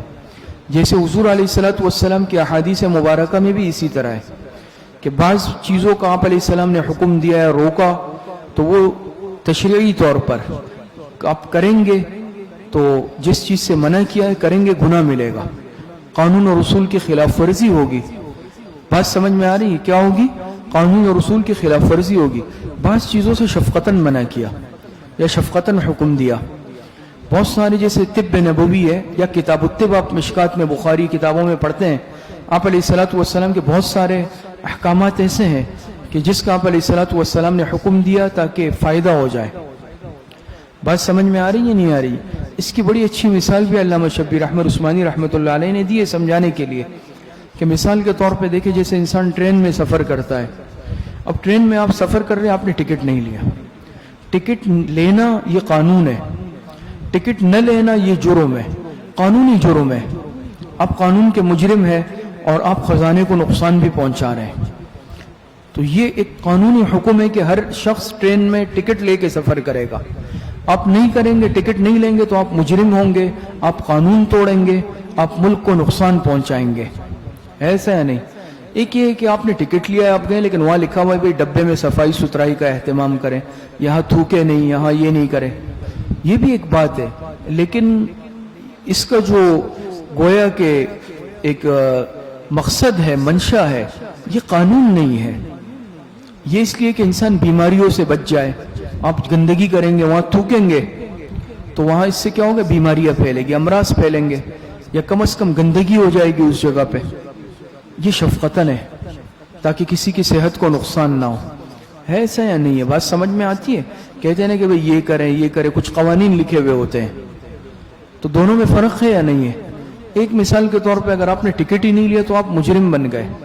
ایک شفقتاً یہ ہے کہ بھئی آپ اس جگہ پہ راستے میں نہیں بیٹھے, آپ یہاں پہ تھوکے نہیں.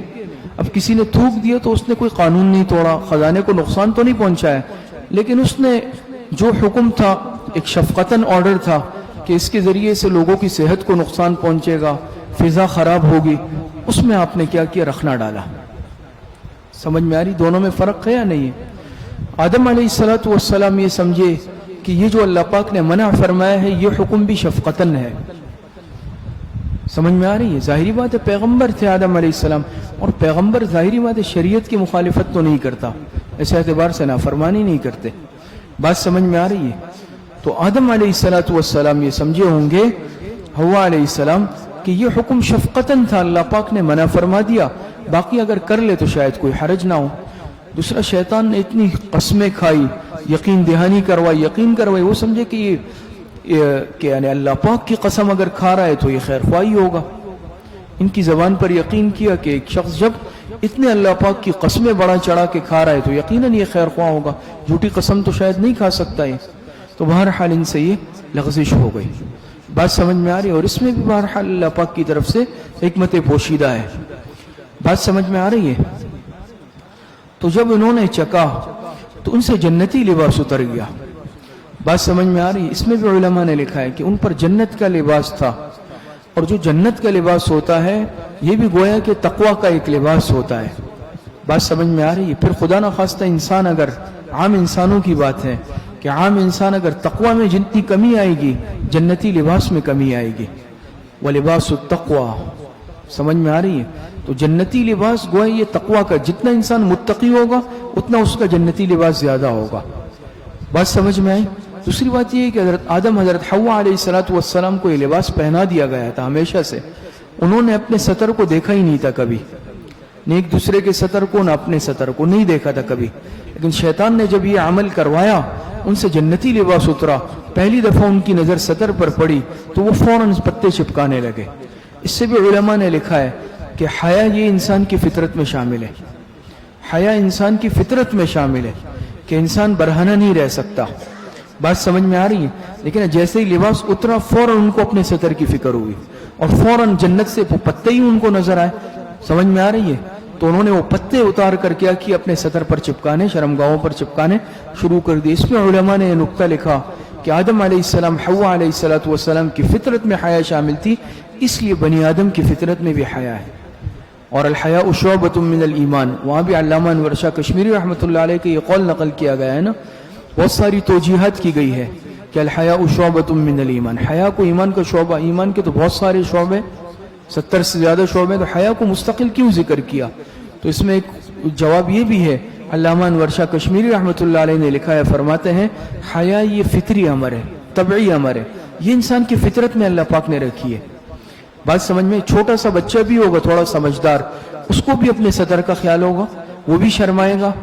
سمجھ میں اس کا سطر ظاہر ہوگا اگر وہ تھوڑا بھی سمجھدار ہو جائے گا, بالغ بھی نہیں ہوگا, نابالغ بچہ ہوگا لیکن وہ بھی حیا کرے گا, وہ بھی شرمائے گا. تو اللہ پاک نے انسان کی فطرت کے اندر ہی یہ رکھا ہے. اسی لیے آتا ہے نا اذا فاتک الحیاء فافعل ما شئت، حدیث میں آیا ہے. بات سمجھ میں آ رہی ہے؟ تو بدت لہما سوآتہما، جب ظاہر ہو گئی ان کی شرمگاہیں تو کیا ہوا؟ وتفقا یخصفان علیہما من ورق الجنہ، تو چپکانے لگے اس پر بہشت کے درختوں کے پتے، بہشت کے پتے. وناداہما ربہما الم انہکما عن تلکما الشجرۃ واقل لکما ان الشیطان لکما عدو مبین، اور پکارا ان دونوں کو ان کے رب نے. ناداہما ربہما، ان دونوں کے یعنی حضرت آدم اور حضرت حوا علیہ السلام کے رب نے ان کو پکارا. الم انہکما عن تلکما الشجرۃ، کیا میں نے منع نہیں کیا تم دونوں کو اس درخت سے؟ واقل لکما، اور کیا میں نے کہا نہیں تھا تم دونوں کو کہ ان الشیطان لکما عدو مبین، کہ بلا شبہ شیطان تمہارا صریح دشمن ہے. شیطان تمہارا کیا ہے؟ صریح دشمن ہے. اللہ پاک نے فرمایا میں نے منع نہیں کیا تھا اس درخت سے، اور کہا نہیں تھا کہ شیطان تمہارا کیا ہے؟ صریح دشمن ہے. اسی لیے علماء نے یہاں مفسرین نے نقطہ لکھا کہ دیکھیں شروع سے یہ نظام ہے کہ شیطان نے ہمارے باپ اور ہماری ماں حضرت آدم اور حضرت حوا ان کا لباس اتروایا. سمجھ میں آ رہی ہے؟ شیطان نے ان کا لباس اتروایا، اور ان دونوں کو کیا ہے؟ ان دونوں کو اپنے ستر کی فکر ہوئی. سمجھ میں آ رہی ہے؟ لباس اتروانے کا منصوبہ شیطانی تھا اور اپنے ستر چھپانے کی فکر ان دونوں کی تھی. اسی لیے آج بھی یاد رکھیں کہ شیطان حضرت آدم علیہ السلام کی اولاد کو بھی کیا ہے؟ بے حیا بنانے کی فکر میں. یہ شیطانی فطرت اور سرشت ہے جس نے ہمارے ماں باپ اصل، ہمارے جد امجد حضرت آدم اور حضرت حوا کے ساتھ یہ عمل کیا، تو وہ ہمیں بے حیا نہیں بنانا چاہتا ہوگا. سمجھ میں آ رہی ہے؟ تو یاد رکھیں اس طرح کا جو عمل آج انسان جو بے حیا بن چکے ہیں، سمجھ میں انسانیت جس بے حیائی کی طرف جا رہی ہے، آج لباس سے عاری کیا جا رہا ہے انسانیت کو، اور باقاعدہ آپ دیکھتے ہیں یہ سوچے سمجھے سازش کے تحت کیا جا رہا ہے. یہ تو الحمدللہ اللہ پاک کا بہت فضل ہے، ہم اسلامی ملک میں ہیں، اسلامی جمہوریہ پاکستان، اور یہ بڑا خطہ اب بھی الحمدللہ یہاں علماء کی مدارس کی برکت سے دین اور اسلام اپنی اصلی شکل میں زندہ ہے. آج بھی مغربی معاشرہ لباس کی قید سے آزاد ہو چکا ہے. برائے نام لباس، ستر برائے نام ہے. بات سمجھ میں آ رہی ہے؟ باقاعدہ تعلیمی اداروں میں اس چیز کی تعلیم دی جاتی ہے، اور باقاعدہ لکھا ہے علماء نے کہ وہاں کے تعلیمی اداروں میں اس طرح جس بچے کے اندر شرم ہوتی ہے وہ کہتے ہیں یہ بیمار ہے، نفسیاتی مریض ہے، یہ کیوں شرما رہا ہے؟ تو اسی لیے باقاعدہ تربیت اور تعلیم دی جاتی کہ اس بچے سے حیا شرم ختم ہو جائے. وہ حیا کو، شرمانے کو بیماری سمجھتے ہیں، یہ حقیقت عرض کر رہا ہوں، شرم سمجھتے ہیں، اور باقاعدہ ایسی تعلیم دی جاتی ہے نا مخلوط. اور اب تو کیا بہت آگے تک معاملہ چلا گیا، باقاعدہ اس چیز کی بچوں کو شروع سے سیکس کی تعلیم دی جاتی ہے کہ کیا کرنا ہے، کیسے ہوتا ہے، کیا چیز کیسے ہوتی ہے، یہ اس کے پیریڈ اور اسباق ہوتے ہیں. تو یہ کوئی اتفاقی چیز تو نہیں ہے نا. یہ آج ہمارے بچوں سے اور اس سے حیا کی صفت کو ختم کرنا ہے کہ یہ کوئی چیز ہی نہیں ہے حیا. کیوں تم شرما رہے؟ اس میں شرمانے کی کیا بات ہے؟ ستر اگر ظاہر ہو گیا تو بھئی اس میں کیا ہوا ہے؟ آپ دیکھیں نا، پرواہ نہیں ہوتی. انسان جانوروں سے بھی زیادہ بدتر ہو جاتا ہے. اگر کوئی انسان اس قدر بے حیا ہو جائے کہ اس کو ستر کی پرواہ نہیں ہے، تو پھر اس میں اور جانور شاید اس سے بھی زیادہ بہتر ہو. بات سمجھ میں آ رہی ہے؟ تو وہاں اگر اس معاشرے میں اس طرح کا ہوتا ہے، کوئی شرما رہا ہے یا سامنے نہیں دیکھ رہا، تو وہ ہنستے ہیں اس پہ، کہتے ہیں کہ بھئی یہ کیسے، یہ کیوں، یہ تو نفسیاتی ہے، یہ مریض ہے، اس کے علاج کی اس کو ڈاکٹر کے پاس، نفسیاتی معالج کے پاس لے جاتے ہیں کہ بھئی یہ بچہ کیوں شرماتا ہے، اس میں کیوں حیا ہے. بات سمجھ میں آ رہی ہے؟ تو یہ شیطان ازل سے اس چیز میں، اب وہ ہم مسلمانوں سے اس صفت کو نکالنے کے چکر میں اس کو نکال رہے ہیں کہ بھئی ان سے اس چیز کو کیا کر لو، اس صفت کو نکال دو. یہ جو حیا کی صفت ہے اس کو ختم کر دو. کبھی حجاب پہ اعتراض ہوتا ہے، پردے پہ اعتراض ہو رہا ہے، اور کس کس عنوانات سے لایا جاتا ہے نا کہ بھئی عورت کہتی ہے میرا جسم میری مرضی، اور کس قدر بےہودہ جملے. یہ کوئی اتفاقی نہیں، یہ اس کے لیے راستہ ہموار کیا جا رہا ہے آہستہ، چونکہ یہاں اتنا آسان نہیں ہے. ان کو پتہ ہے یہاں امت کی رہنمائی کرنے والے علماء موجود ہیں، مقتدی موجود ہیں، اور جو بھی ہے اب بھی الحمدللہ ہمارے اس ملک کی عوام اپنے علماء سے جڑی ہوئی ہے، اسی لیے کامیابی نہیں مل رہی ان کو. تو وہ یہ کوشش کر رہے کہ ان کو ان کے علماء سے اور جو رہنما ہے مذہبی ان سے کاٹ دیا جائے، ختم کر دیا جائے، ان کا رابطہ منقطع ہو جائے. بدزن کرتے ہیں. بات سمجھ میں آ رہی؟ تاکہ پھر ہمارے لیے آسان ہو جائے معاملہ. تو یہ فتنہ ہے سارا، اب تفصیل کا وقت نہیں ہے. کہاں تک بات چلی؟ فرمایا کہ اللہ پاک نے فرمایا کہ میں نے منع نہیں کیا تھا کہ اس درخت سے، اور میں نے تمہیں نہیں کہا تھا کہ بلا شبہ یہ شیطان کیا ہے؟ تمہارا صریح دشمن ہے، عدو مبین. سمجھ میں آ رہی؟ واضح دشمن ہے، بالکل کوئی ڈھکا چھپا بھی نہیں ہے، صریح دشمن ہے. اور یہ قیامت تک اس نے کہا ہے نا کہ میں گمراہ کروں گا انسانیت کو. قال ربنا ظلمنا انفسنا وان لم تغفر لنا وترحمنا لنكونن من الخاسرین. تو حضرت آدم اور حضرت حوا علیہم السلام فوراً اللہ پاک کی طرف متوجہ ہوئے اور کیا کہنے لگے؟ ربنا ظلمنا انفسنا وان لم تغفر لنا وترحمنا لنكونن من الخاسرین. کہ اے ہمارے رب، ہم نے اپنے اوپر ظلم کیا. دیکھیں نا، شیطان نے کیا کہا تھا؟ خلقتنی من نار وخلقتہ من طین. لیکن چونکہ آدم علیہ السلام کی تخلیق مٹی سے تھی، مٹی میں خلقتاً عاجزی، تواضع، نرمی ہے. آدم علیہ السلام غلطی پر نہیں ڈٹے، اقرار کیا غلطی کا، بلکہ فوراً اللہ پاک کے سامنے سر بسجود ہوئے اور عرض کیا ربنا ظلمنا انفسنا، یہ ہمارے رب ہم نے اپنے اوپر ظلم کیا. وَإِن لَّمْ تَغْفِرْ لَنَا وَتَرْحَمْنَا لَنَكُونَنَّ مِنَ الْخَاسِرِينَ. اور اگر تو نہ بخشے ہم کو اور رحم نہ کرے ہم پر تو ضرور بے ضرور ہو جائیں گے ہم خسارے والوں میں سے. کس میں سے ہو جائیں گے؟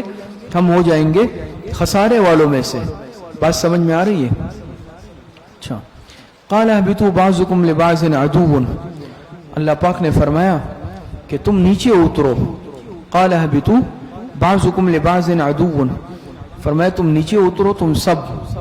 بعضكم لبعض عدو، ایک دوسرے کے دشمن رہو گے تم ایک دوسرے کے.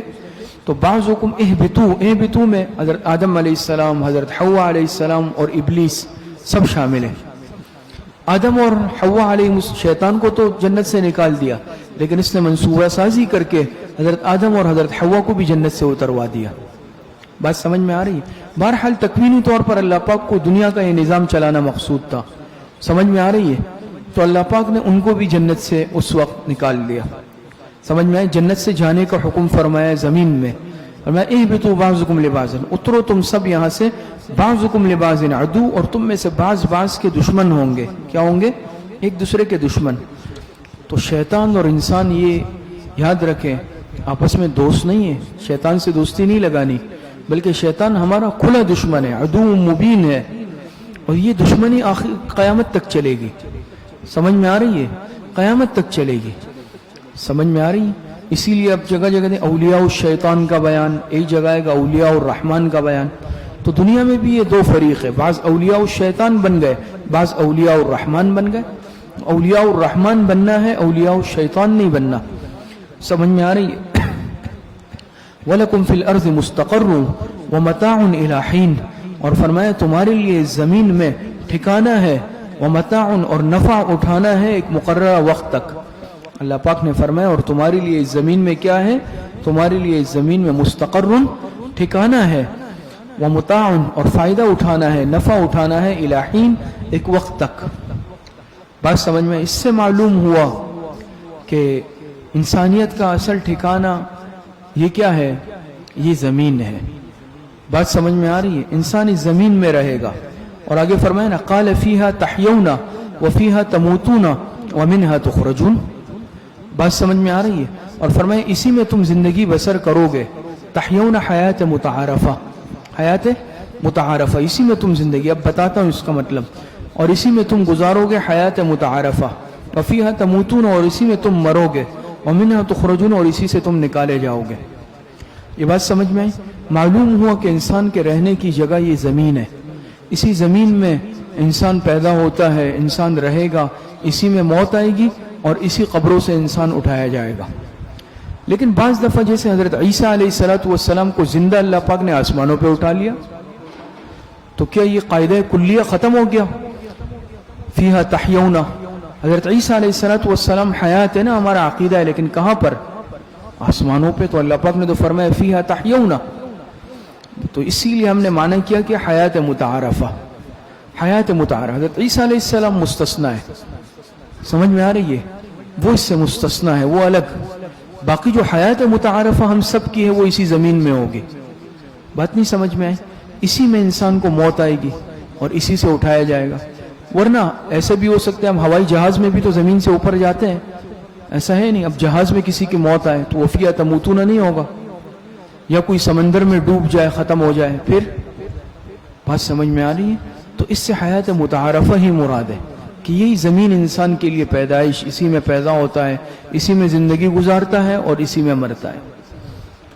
باقی جو وقتی تو ایک تو حضرت عیسیٰ علیہ السلام کی حیات ہے، اسی لیے حیات متعارفہ ہم نے کہا کہ عیسیٰ علیہ السلام مستثنیٰ ہے، ان کی حیات وہ بھی قیامت سے پہلے تشریف لائیں گے دنیا میں، پھر اپنی زندگی گزاریں گے، اپنے وقت پر ان پر موت آئے گی، لیکن اس وقت ان کی حیات آسمانوں پہ ہے، سمجھ میں؟ باقی وقتی عارضی طور پر جیسے کسی کو فضا میں موت آ گئی، کوئی سمندر میں ڈوب گیا تو وقتی الگ ہے، وہ اس قاعدے کلیہ کے کیا ہے؟ منافی نہیں ہے۔ بات سمجھ میں آ رہی ہے؟ قال فیہا تحیون وفیہا تموتون ومنہا تخرجون۔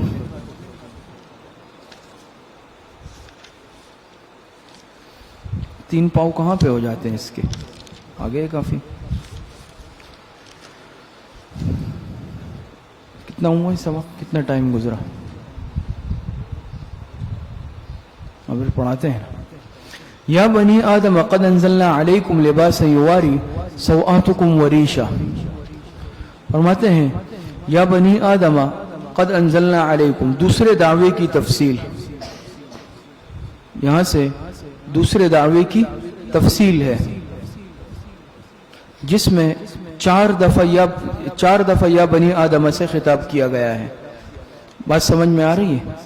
دوسرے دعوے کی تفصیل ہے جس میں 4 دفعہ یا بنی آدم سے خطاب کیا گیا ہے، خطاب عام ہے، اور یہ خطاب نمبر 1 ہے، خطاب نمبر 1۔ اور میں یا بنی آدم قد انزلنا علیکم لباسا یواری سوآتکم وریشا، اور میں اے اولاد آدم قد انزلنا علیکم لباسا، انزلنا ای خلقنا، روح المعانی انزلنا کو خلقنا کے معنی میں لیا ہے، وہ فرماتے ہیں کہ بے شک اتارا ہم نے تم پر ایسا لباس، یواری سوآتکم، یواری سوآتکم جو چھپاتا ہے تمہاری شرمگاہیں، جو چھپاتا ہے تمہاری شرمگاہیں۔ بات سمجھ میں آ رہی ہے؟ وریشا، اور سبب زینت بھی ہے، سبب زینت بھی ہے۔ لباس کے پہننے کے جو بنیادی مقاصد ہے، جن طلبہ نے سابعہ پڑھی ہے مشکات شریف میں اس پر کتاب اللباس میں بہت تفصیل سے بات ہوئی تھی۔ بات سمجھ میں آ رہی ہے کہ لباس کا اصل مقصود کیا ہے؟ اس کے کئی اسباب آپ حضرات کے سامنے، جس میں سب سے جو بنیادی مقصد لباس کا وہ کیا ہے؟ وہ ہے ستر کو چھپانا۔ بات سمجھ میں آ رہی ہے؟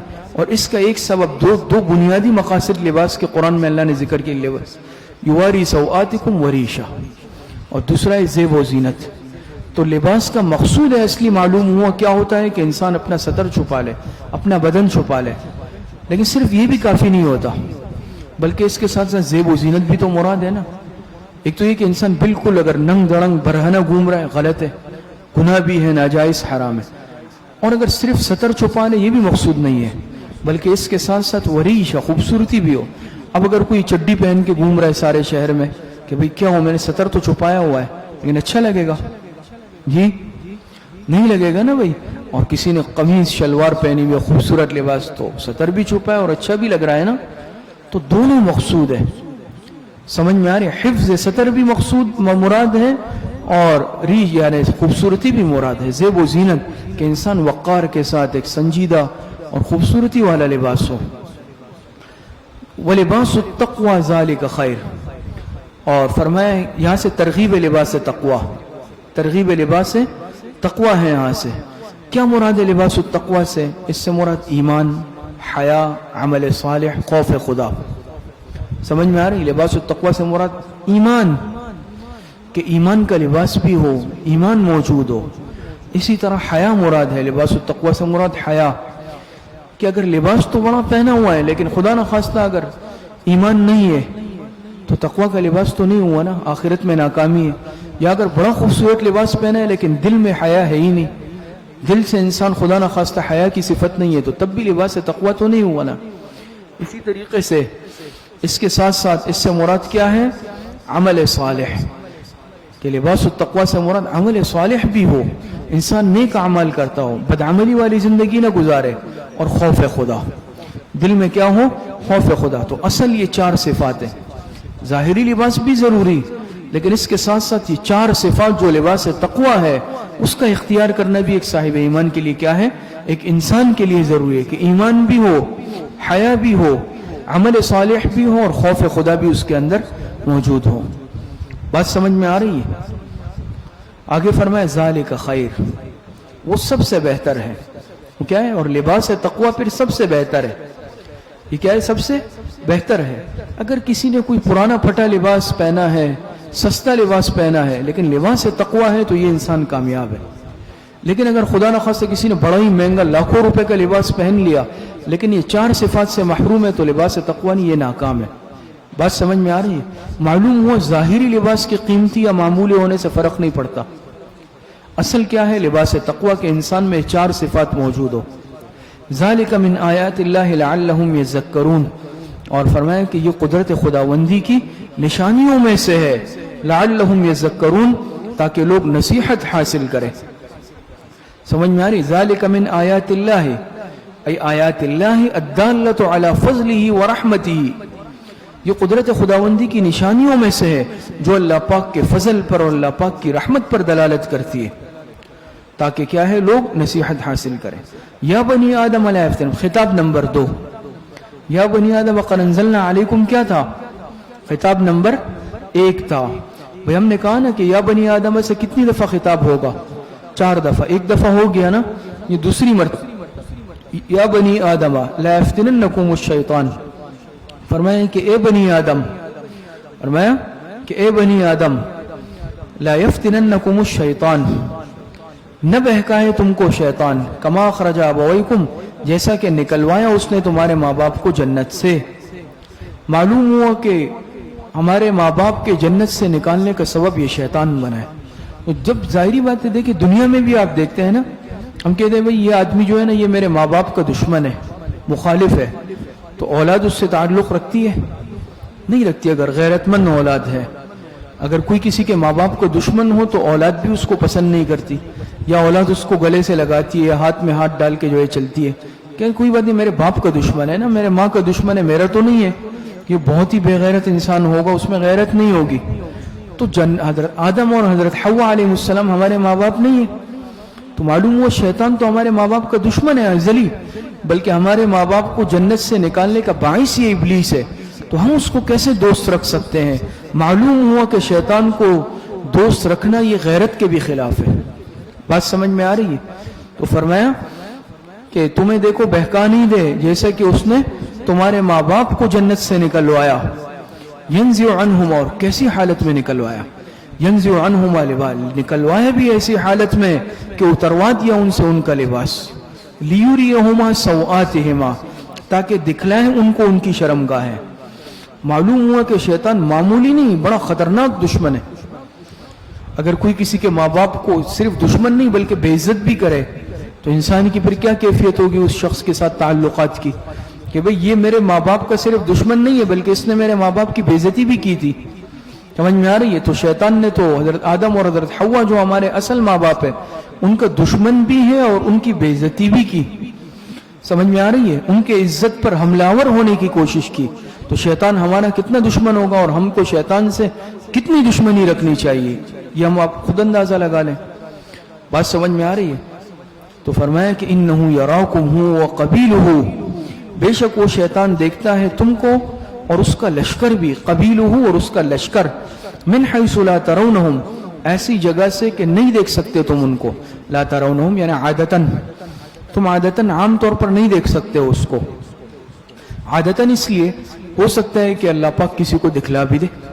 بات سمجھ میں آ رہی ہے؟ جسے بعض واقعات آتے ہیں کہ شیطان انسانی شکل میں آیا اور اس طرح کے معاملات ہوئے ہیں، حدیثوں میں بھی بعض واقعات آتے ہیں نا، جیسے ایک صحابی نے شیطان کو پکڑ لیا تھا، کہا میں تمہیں آیت سکھاتا ہوں مجھے چھوڑ دو، اور اس طرح کے واقع۔ لیکن عام طور پر عادتاً انسان نہیں دیکھتا شیطان کو، شیطان انسان کو دیکھتا ہے، اور اس کے جو دوسرے شتونگڑے ہوتے ہیں شاگرد وہ بھی دیکھتے ہیں، لیکن ہم ان کو نہیں دیکھ سکتے اس مخلوق کو۔ بات سمجھ میں آ رہی؟ اور علماء نے مفسرین نے لکھا ہے کہ وہ دشمن جو انسان کو دیکھتا ہو لیکن انسان اس کو نہیں دیکھ سکتا ہو، اس کا وار بھی سب سے خطرناک ہوتا ہے اور اس سے بچاؤ بھی سب سے مشکل ہوتا ہے۔ ایک یہ کہ آپ کا دشمن آپ دیکھ رہے ہو سامنے بیٹھا ہوا ہے، تو آپ اس پہ نظر رکھ رہے ہو نا، اور آپ اپنا بچاؤ بھی کر سکتے ہیں۔ ایک یہ کہ آپ کو پتہ نہیں ہے اس وقت کون مانیٹرنگ میرا دشمن کر رہا ہے، مجھ پہ نظر رکھا ہوا ہے، میری نظروں کے سامنے نہیں ہے۔ جب نظروں کے سامنے نہیں ہوگا آپ کیسے بچاؤ کریں گے؟ اور اس کا وار اچانک ہوگا تو وہ خطرناک ہوگا، آپ اپنا بچاؤ بھی نہیں کر سکیں گے بمقابلے اس دشمن کے جو انسان کو نظر آتا ہو۔ بات نہیں سمجھ میں آئی؟ کیونکہ دشمن ہمیں دیکھ رہا ہے، ہم نہیں دیکھ رہے، تو وہ تو کسی بھی وقت وار کرے گا اور ہمارے لیے بچاؤ بھی مشکل ہوگا۔ تو مفسرین نے لکھا کہ وہ دشمن جو نظر نہیں آتا ہو اس کا وار بھی خطرناک ہوتا ہے، اس سے بچاؤ بھی دشوار ہوتا ہے۔ تو شیطان ہمیں دیکھ رہا ہے، ہم دیکھ بھی نہیں سکتے۔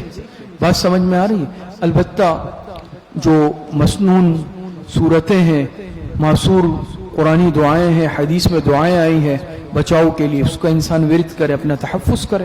بات سمجھ میں آ رہی ہے؟ وہ فرمائے انہ یراکم وقبیلہ من حیث لا ترونہم، کہ بے شک وہ شیطان دیکھتا ہے اور اس کا پورا قبیلہ لشکر بھی تمہیں دیکھتا ہے ایسی جگہ سے جہاں سے تم اس کو عادتاً نہیں دیکھ سکتے۔ انا جعلنا الشیاطین اولیاء للذین لا یؤمنون، بے شک کر دیا ہے ہم نے شیطانوں کو دوست ان لوگوں کا جو ایمان نہیں لاتے ہیں، جو ایمان نہیں لاتے۔ فرمایا کہ یہ قرینہ ہے ابتدائی صورت میں، اولیاء سے مراد شیاطین ہے۔ کیا ہے شیاطین؟ سمجھ میں آ رہی ہے؟ فرمایا کہ جو مومن نہیں ہے، ایمان نہیں لاتے، وہ شیطان کے دوست ہے، شیطان ان کا دوست ہے۔ ایمان والے کی تو شیطان سے دوستی نہیں ہو سکتی۔ بات سمجھ میں آ رہی ہے؟ وَإِذَا فَعَلُوا فَاحِشَةً قَالُوا وَجَدْنَا عَلَيْهَا آبَاءَنَا وَاللَّهُ أَمَرَنَا بِهَا، شکوہ، یہاں سے شکوہ ہے۔ فرماتے ہیں وَإِذَا فَعَلُوا فَاحِشَةً، اور جب وہ کرتے ہیں بے حیائی کا کام، کیا کرتے ہیں؟ جب وہ کرتے ہیں، جیسے کہ زمانے جاہلیت میں مشرکین بیت اللہ شریف کا برہنہ طواف کرتے تھے، ننگا طواف کرتے رہے، تو کتنی ایک گویا کہ یعنی بے حیائی کی بات تھی۔ ایک خود ننگا ہونا، برہنہ ہونا عیب، پھر بیت اللہ شریف جیسی مقدس جگہ پہ یہ عمل کرنا، طواف جیسا مبارک عمل کرنا، اس حالت میں کتنی بے حیائی کی اور بری بات تھی۔ تو فرمایا وَإِذَا فَعَلُوا فَاحِشَةً، جب وہ کرتے ہیں بے حیائی کا کام تو کیا کہتے ہیں؟ قَالُوا وَجَدْنَا عَلَيْهَا آبَاءَنَا، کہ بھئی پایا ہے ہم نے اس پر اپنے باپ دادوں کو، وَاللَّهُ أَمَرَنَا بِهَا، اور اللہ نے بھی حکم دیا ہے ہمیں اس کا۔ بے حیائی کا کام کرتے ہیں، برہنہ طواف کرتے ہیں، اور دلیل کیا پیش کرتے ہیں؟ ہم نے تو اپنے ماں باپ کو بھی اس طرح، اپنے بڑوں کو بھی اس طرح کرتے ہوئے دیکھا ہے، اور اللہ پاک بھی ہمیں اس کا حکم دے رہے ہیں، العیاذ باللہ۔ قل ان اللہ، جواب شکوہ، یہاں سے جواب شکوہ فرمایا کہ قل ان اللہ لا یأمر بالفحشاء، آپ فرما دے بے شک اللہ پاک حکم نہیں دیتا بے حیائی کا۔ اتقولون علی اللہ ما لا تعلمون، کیا لگاتے ہو تم اللہ کے ذمے وہ باتیں جن کا تمہیں کچھ علم ہی نہیں ہے؟ کہاں ہے دلیل؟ کب اللہ پاک نے حکم دیا ہے بے حیائی کا؟ اور کہا کہ ہم اپنے باپ دادوں کو جو ہے اس طرح کا کام، یہ غلط بات ہے۔ دیکھ لو شیطان اور آدم اور حوا میں سے کس نے بے حیائی کا کام کیا، یا کس نے جو ہے ہمارے ماں باپ کو جنت سے نکلوایا؟ تو یہ تو شیطان نے یہ عمل کیا نا۔ تو شیطان حکم دے رہا ہے اور تم اس کو منسوب کر رہے ہو اپنے بڑوں کی طرف۔ بلکہ ابھی میں نے بات کی آپ کے سامنے کہ شیطان نے ان کا ستر کھلوانے کی فکر کی، ان کو برہنہ کرنے کی فکر کی، اور آدم اور حوا نے اپنا ستر چھپانے کی فکر کی۔ تو یہ کیسے کہتے ہو کہ وجدنا علیہا آباءنا، ہمارے آباء و اجداد نے تو اپنی ستر پوشی کی فکر کی، ستر چھپانے کی فکر کی، نہ کہ ستر کھولنے کی۔ سمجھ میں آ رہی؟ تو یہ الزام غلط، یہ تو شیطان کا کام تھا، اور تمہیں بھی شیطان یہ سکھا رہا ہے، تم برہنہ طواف کرتے ہو پھر اس کی نسبت کرتے ہو بڑوں کی طرف۔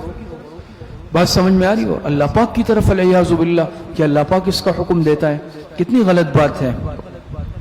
تو فرمایا تقولون علی اللہ ما لا تعلمون، کیا لگاتے ہو تم اللہ کے ذمے وہ باتیں جن کا تمہیں کچھ علم ہی نہیں ہے۔ قل امر ربی بالقسط، فرمایا آپ فرما دیں، قل امر ربی بالقسط، فرمایا کہ آپ فرما دیں کہ حکم دیا ہے میرے رب نے انصاف کرنے کا، میرے رب نے مجھے انصاف کرنے کا حکم دیا ہے۔ واقیموا وجوہکم عند کل مسجد، ای وقال اقیموا وجوہکم، اور آپ فرما دیں کہ میرے رب نے انصاف کرنے کا حکم دیا، اور یہ کہا کہ سیدھا رکھا کرو اپنا رخ عند کل مسجد، ہر سجدے کے وقت۔ اور کیا فرمایا ہے اللہ پاک نے میرے رب نے؟ اقیموا وجوہکم، کہ سیدھا رکھو، ای اخلصوا لہ سجودکم، سیدھا رکھو اپنا رخ ہر سجدے کے وقت، مسجد وادعوہ مخلصین لہ الدین، اور عبادت کرو اس کی اس طور پر کہ خالص کرنے والے ہوں اس کے لیے عبادت کو، کما بدأکم تعودون، جس طرح پہلے پیدا کیا تم کو اسی طرح دوبارہ لوٹو گے۔ سمجھ میں آ رہی؟ جس طرح پہلے پیدا کیا، موت آئے گی، پھر دوبارہ اٹھائے جاؤ گے۔ تو یہ فرمایا نا وَأَقِیمُوا وُجُوهَکُمْ عِنْدَ كُلِّ مَسْجِدٍ، مسجد ای عند کل سجود، مسجد ای سجود، دو مطلب ہے اس کے۔ ایک مطلب تو یہ بیان کیا جیسے ہے نا اخلصوا لہ سجودکم، کہ بھئی عبادت کے وقت، نماز کے وقت اپنا رخ قبلے کی طرف سیدھا رکھو، اپنا رخ قبلے کی طرف بالکل سیدھا رکھو۔ سمجھ میں آ رہی ہے؟ ایک مطلب علماء نے لکھا ہے کہ اس سے مراد نیک اعمال ہے، ہر نیک اعمال کے وقت اپنی نیت صحیح رکھو اور استقامت کے ساتھ کرو، استقامت کے ساتھ اعمال کرتے وقت نیت بھی انسان درست رکھے اور استقامت کے ساتھ وہ عمل کرے۔ آگے فرمایا فریقا ہدا وفریقا حق علیہم الضلالہ، فرماتے فریقا ہدا وفریقا حق علیہم الضلالہ، اور فرمایا کہ ایک گروہ کو تو اس نے ہدایت دی اور ایک گروہ پر ثابت ہو چکی ہے گمراہی۔ فریقا ہدا وفریقا حق علیہم الضلالہ، ایک گروہ کو تو اس نے ہدایت دی ہے اور ایک گروہ پر کیا ہے؟ گمراہی ثابت ہو چکی ہے۔ انہم اتخذوا الشیاطین اولیاء من دون اللہ، سبب ضلالت، یہاں سے سبب ضلالت ہے۔ فرمایا نا کہ فریقا ہدا و فریقا حق علیہم الضلالہ، ایک فریق کو تو اللہ پاک نے ہدایت دی اور ایک فریق کے لیے گمراہی ثابت ہو چکی۔ تو گمراہی کا سبب کیا ہے؟ سبب ضلالت، سبب ضلالت یہ ہے کہ انہم اتخذوا الشیاطین اولیاء من دون اللہ، اس لیے کیونکہ بالیقین انہوں نے بنا لیا ہے شیطانوں کو دوست، ان کے لیے گمراہی اس لیے ثابت ہوئی کہ انہوں نے شیاطین کو اپنا دوست بنا لیا ہے، من دون اللہ، اللہ کو چھوڑ کر، اللہ سے تعلق نہیں بنایا، شیطان سے دوستی لگائی۔ وَيَحْسَبُونَ أَنَّهُمْ مُهْتَدُونَ، اور وہ یہ سمجھ رہے ہیں کہ یقیناً وہ راہ یافتہ ہے، ہدایت پر ہے۔ وہ اس غلط فہمی کا شکار ہے کہ ہم صحیح راستے پر ہے، حالانکہ وہ صحیح راستے پر نہیں ہے۔ بات سمجھ میں آ رہی ہے؟ گمراہی پر ہے اور وہ یہ سمجھتے ہیں کہ ہم ہدایت پر ہیں۔ یا بنی آدم خذوا زینتکم عند کل مسجد وکلوا واشربوا ولا تسرفوا انہ لا يحب المسرفین، خطاب ثالث، یا بنی آدم، تیسری مرتبہ خطاب۔ بات سمجھ میں آ رہی ہے؟ اور یہ تحریمات غیر اللہ کی تردید، اس کا عنوان ہے تحریمات غیر اللہ کی تردید۔ تو فرماتے ہیں کہ یا بنی آدم خذوا زینتکم عند کل مسجد،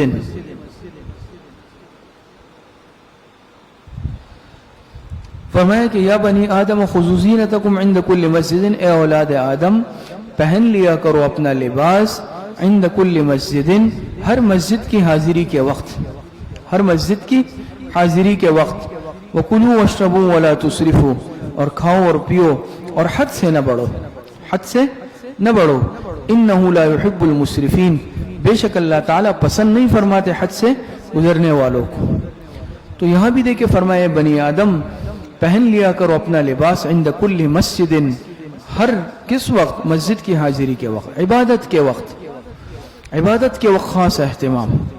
اور ظاہری بات ہے آپ حضرات نماز کی شرائط میں سے سطر کا چھپا ہونا بھی ہے، سطر کا ڈھکا ہونا بھی ہے، ویسے بھی انسان ہر وقت اپنے سطر کو چھپائے رکھے، لیکن نماز کے وقت، عبادت کے وقت، پھر اللہ پاک کے گھر میں جاتے وقت خاص اہتمام کریں۔ بعض دفعہ خاص عبادت یا نماز کے لیے آتے وقت بھی ہم ایسا لباس پہن لیتے ہیں کہ جو مناسب نہیں ہوتا، یا تو اتنا چست ہوتا ہے کہ سجدے کے وقت کسک جاتا ہے، اور سطر جو ہے ناف سے لے کر گھٹنوں تک ہے، مرد کا آپ یہ جانتے ہیں نا، سطر ناف سے، تو اگر پتلون یا اس طرح کی کوئی چیز پہنی ہے کہ سجدے کے وقت اگر وہ تھوڑی نیچے ہو گئی، ناف سے تھوڑی سی بھی نیچے ہو گئی، تو کیا ہو گیا؟ کشف سطر ہو گیا یا نہیں؟ اور نماز فاسد ہو گئی یا نہیں؟ یہ معاملات ہیں سارے۔ اور دوسرا بعض دفعہ ہم اس کا اہتمام بھی زیادہ نہیں کرتے، ایسے چست لباس ہے، اتنا تنگ ہے کہ غیر ساتر ہے، اس کی وجوہات بھی آپ حضرات مشکات شریف میں کتاب اللباس میں ہم نے تفصیل بیان کی. پیچھے کھڑا ہو یعنی اس میں یا تو اتنا باریک لباس بھی نہ ہو کہ بھئی رنگ جھلک رہا ہے، یا اتنا چست ہے کہ سارے نشے و فراز ظاہر ہو رہے ہیں ٹوٹلی. بات سمجھ میں آ رہی ہے؟ تو یہ بھی غلط ہے کہ وہ جسم کے ساتھ بالکل چپکا ہوا ہے. یہ سارے کیا ہیں؟ یہ بھی صحیح نہیں ہے. بات سمجھ میں آ رہی ہے؟ تو لباس ٹھیک ٹھاک ہونا چاہیے، مناسب ہونا چاہیے. اور یا پھر ایسا لباس پہنا کہ اس کو انسان کسی عام بلکہ اپنے گھر جاتے ہوئے بھی شرمائے. پھٹا لباس پہنا ہے یا اس سے ایسا کام انسان کرتا ہے کہ جس میں لباس ملوث ہو جاتا ہے، بدبو آتی ہے.